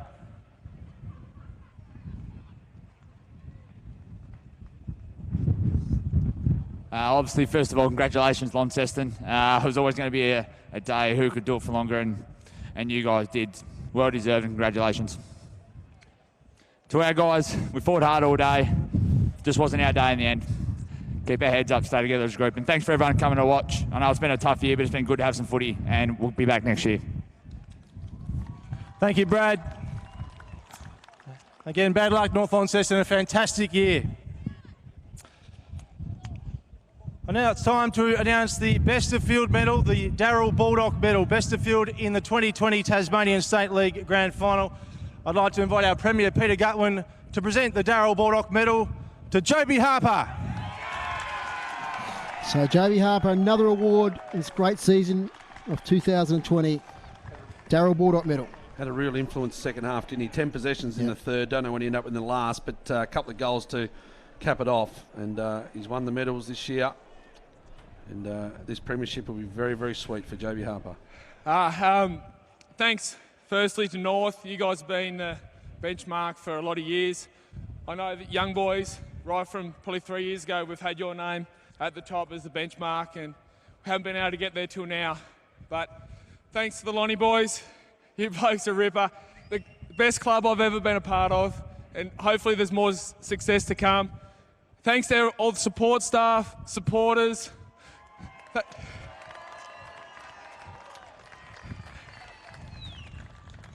We've got 3 wins today, 1 more with the 18s tomorrow, hopefully. Looking for 4 wins for the club. Thank you. Congratulations to Jamie Harper, the Darrell Baldock medalist for 2020. I'd now like to invite Stephen James Kazali Park to come forward to present the Kazali medal to the winning coach of the Launceston Football Club, Mitch Thorpe. So Mitch Thorpe, of course, had success with South Launceston in 2013. And he's been since then at Devonport and now Launceston. And he's about to say a few words after he gets a photo. Yeah, I'll just reiterate what Joby said. Full credit to North Lonnie. They're a formidable team and have been for seven years now, and it took everything we had to beat you blokes. So Taylor, well done. To our boys, I'm bloody proud of you. It's been an interesting year, and you all know how much you mean to me and how much this year we've connected as a group. And to our bloody supporters, thank you so much for your ongoing support. And last but not least, thank you to all the stakeholders within the state that made it possible for us to have a season. Obviously, it was a challenging start to the year, and for everyone to work together, the presidents, the coaches, to get a season, you credit to yourself. And this competition's got some real substance, so well done, boys. Well done, everyone. And I love you, Kyla. Congratulations, Mitch. I'd now like to invite the new head of AFL Tasmania, Damien Gill, to come forward to present the Premiership medallions to the players in today's winning grand final side. Starting with number 3, Jay Blackberry. Great reward for Jay Blackberry. Yeah, look, he really set the tone. Those chase down tackles are what I'll take away, Max. And he kicked number 2 4, goals. Alec So Wright. dangerous. Alec Wright. Had a really good season, Alec Wright. Yep. Just his ability to play forward, like even when Thorpe wasn't in the side. Number and then 5, today Jack went down Tuthill. One of the young guns from Launceston, Jack Tuthill. Famous Launceston name, of course, the Tuthill name. Number 7, Fletcher Seymour. Yeah, did enough today, didn't he? Especially early. Another special game from him, absolutely. Number 8, Miller Hodge. Yeah, one of the half-back flankers. Set a bit up today, a bit quiet, but set a bit up. He's had a really good year. Up you come again, Mitch. Number 9, Mitch Thorpe. So, I wonder if this is the last time we'll see him as a player in the TSL. Well, I think just Number his body 10, and what Jacob he said, Boyd. He probably has to be. Yep. He'll love to coach again off field. Jacob Boyd, what a fantastic season. TSL team of the year. Number 13, Ryan Tyrrell. One of the quiet achievers for Lonnie Footy Club, Ryan Tyrrell, on the back line. Vice captain. Yep. Good leader. Number 14, Casey Brown. One of those boys that's been at Launceston for a few years. Ex-Tassie Mariner. Really Number good. 16, Dylan Riley. Yeah. Yes, probably one of the players that brought them victory today. Number That goal in the 17, pocket Brendan was a ripper, Taylor. wasn't it? We've seen some great goals from there over the years, but that was no better than that one. Fantastic award for Brendan Taylor. Number yep. 18, Jake Smith. Jake Yeah. Smith. He was a really important player. Zane Littlejohn mentioned him at half Number time. 20, His Jared ability to get behind Dakin. the footy. Jared Dakin kicked the sealer. Did a job. Not so much on Whitford today. He spent a lot of time on Ponting. Number 21, Jake Hines. Yeah. Great second half of the season to Jake Hines. Back in Tassie footy this year. He just gave them Number strength 22, today, Jake Michael Hines. Musica. Yeah. Same another player, a bit like Hines. He was willing to hit in, whereas North Number Lonnie in the past 23, Brody intimidated. Palfreyman. Today they didn't allow it, and Music was part of that. Ex-Western Storm player. Number 27, Jamison House. Yeah. Really good. Turned him into a defender, a key defender. And, Number 30, Isaac Chugg. a couple of those fists today were excellent. One of the most improved players, I think, at Lonnie Footy Club, Isaac Chugg. Really come on this Number year. 38, Joe Gronewagen. Struggled in the team early on and in and out, didn't he? And cemented a place in those. Number those back 89, Tim Jones. I think Gronewagen was really important inclusion, just in the fact it gave them that second option. Number And here's 90, another one in Tim Auckland. Jones. Really good game, Tim Jones. He would have got votes, I'd imagine, in the Baldock medal. And Auckland, the best what a on ground, the season. Darryl Baldock medalist, the captain, number 11, Joby Harper. Yeah, he just put him on his back in that second half, Big Head Harper, and he just went, come with me, boys. I'd now like to invite Launceston club legend Anthony Taylor to come forward to present the Premiership Cup to Joby Harper and Mitch Thorpe of the Launceston Football Club, Tasmanian State League Premiers for 2020. Ant Taylor loves this. He's last Premiership coach, and he really wanted Launceston to win today. And there it goes. The cup goes up. Well done to Joby Harper, Mitch Thorpe, all the Launceston team. A real good mix of youth and experience. And Launceston take the title. North Launceston go off the ground, dejected, not happy. And, they were in the game. It was just a couple of opportunities. Interesting to see what happens with a few of their players too. Of course, Ponting left this season, came back.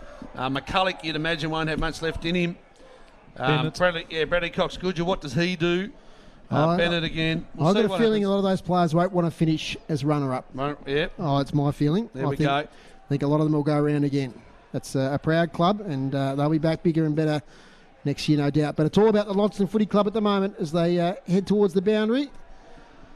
A lot of supporters there. And it was a great day, great crowd. It was fantastic to see a lot of noise at local footy after a year where we haven't been able to have crowds to enable that sort of atmosphere at the ground. Look, true credit to Launceston Football Club. I think the last few weeks, just seeing their players last week behind the goals when you guys were down there at Windsor Park, seeing the players there last Sunday with their under-18s and getting them across the line.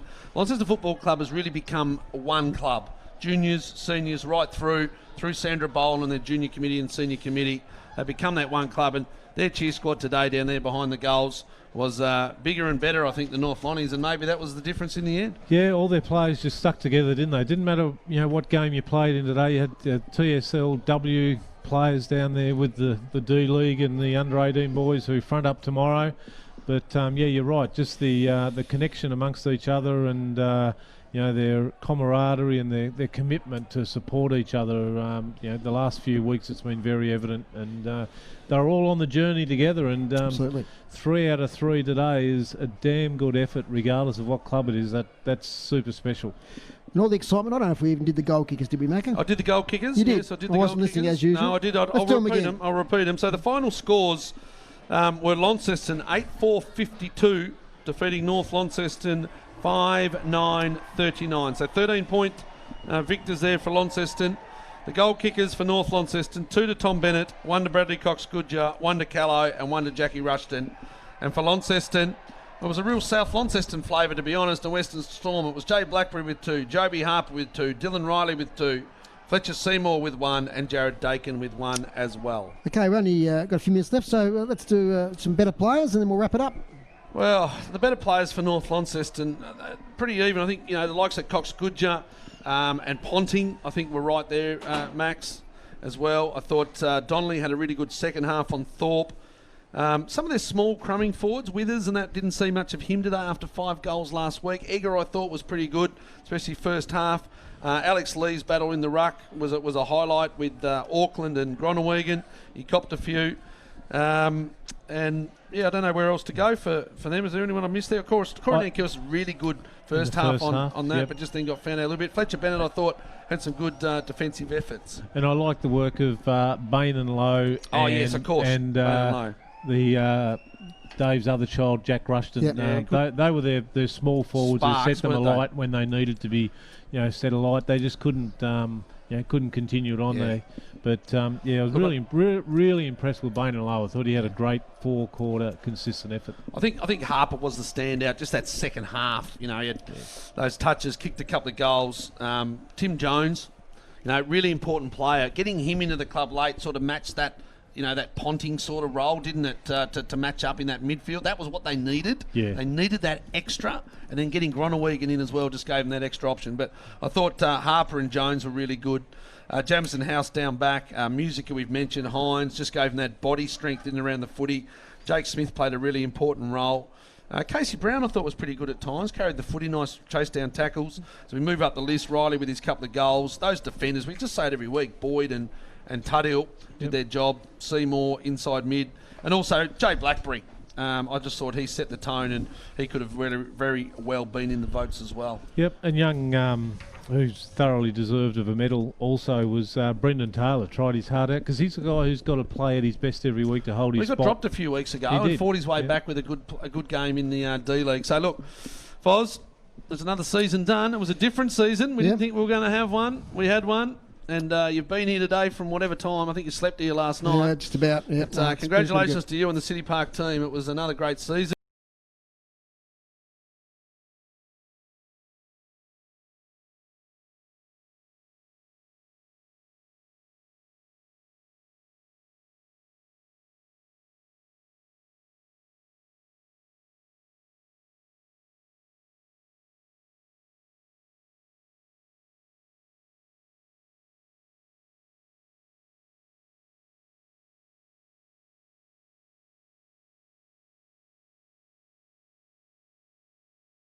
I mean, the skill out there on the ground, heavy ball, heavy ground, rain, wind favouring one end. The skills of those players are just great to behold, and it's great for the future of the TSL, I think. Fantastic. Well, we need to wrap up, team. The stream's about to finish, and we're heading off to City Park Radio, reeling in the years. Who's on tonight, Chris? I don't know. Okay. I don't know. Dave Lay, here we go. Question without notice. Yep, Chris has told me that one. So, look, thanks to the team. It's been a great year in the TSL footy. We've mentioned our cameraman, Benny Donaldson. I'm getting to the thank yous. I haven't got that far yet. Wait for it. Hang on. Sorry, I should be right. So it's been a great year in the TSL. We've travelled far and wide, haven't we, groups? We've been down to the Twin Ovals and KG5, North Hobart. We've been out and about, but it's been a pleasure to present the footy to you this year in what was a difficult season, difficult circumstances, but well done to everybody in getting things off the ground. We say at the end of every year, Foz, I don't know how many years is this you've done in the TSL? 2013 was the first one. Was the first one. You are the captain. The amount of time and effort you put in, I think everyone, that AFL Tas should be thankful, to be honest, of the coverage you bring. Of course, all volunteer role. All of us are all volunteers. We don't get anything out of it apart from loving Tassie footy and coming here and watching it and spending time together. Well done to Groobs on the pens. Yep, the best in the business. Well done, Dave Gruber. Thanks, Maxie Walker, for your efforts today. My pleasure, and just to reiterate those words of Macca's as well, and while the standard of footy remains like that, we'll keep turning up and calling it, I'm sure. It's been a great day. Thanks to Warnie and Chris on the boundary, and Damien Gill's behind us, so welcome, Damien. Good job today. Everything went smoothly. And Ben Donaldson also on the camera, who's been with us all year. It's a pleasure to work with him. Thanks to Chris in the studio, Chris Ball. Fantastic job as usual. And thanks to the staff here at UTAS Stadium who set us up here in this area to call the game. So that's about it for footy here. TSL footy, the premiers, Launceston Footy Club for 2020. They took out the grand final, 8-4-52, defeating North Launceston 5-9-39. See you next season. This sports broadcast was proudly sponsored by your locally owned Telstra stores, Quadrant, Kings Meadows and the Brisbane Street Mall.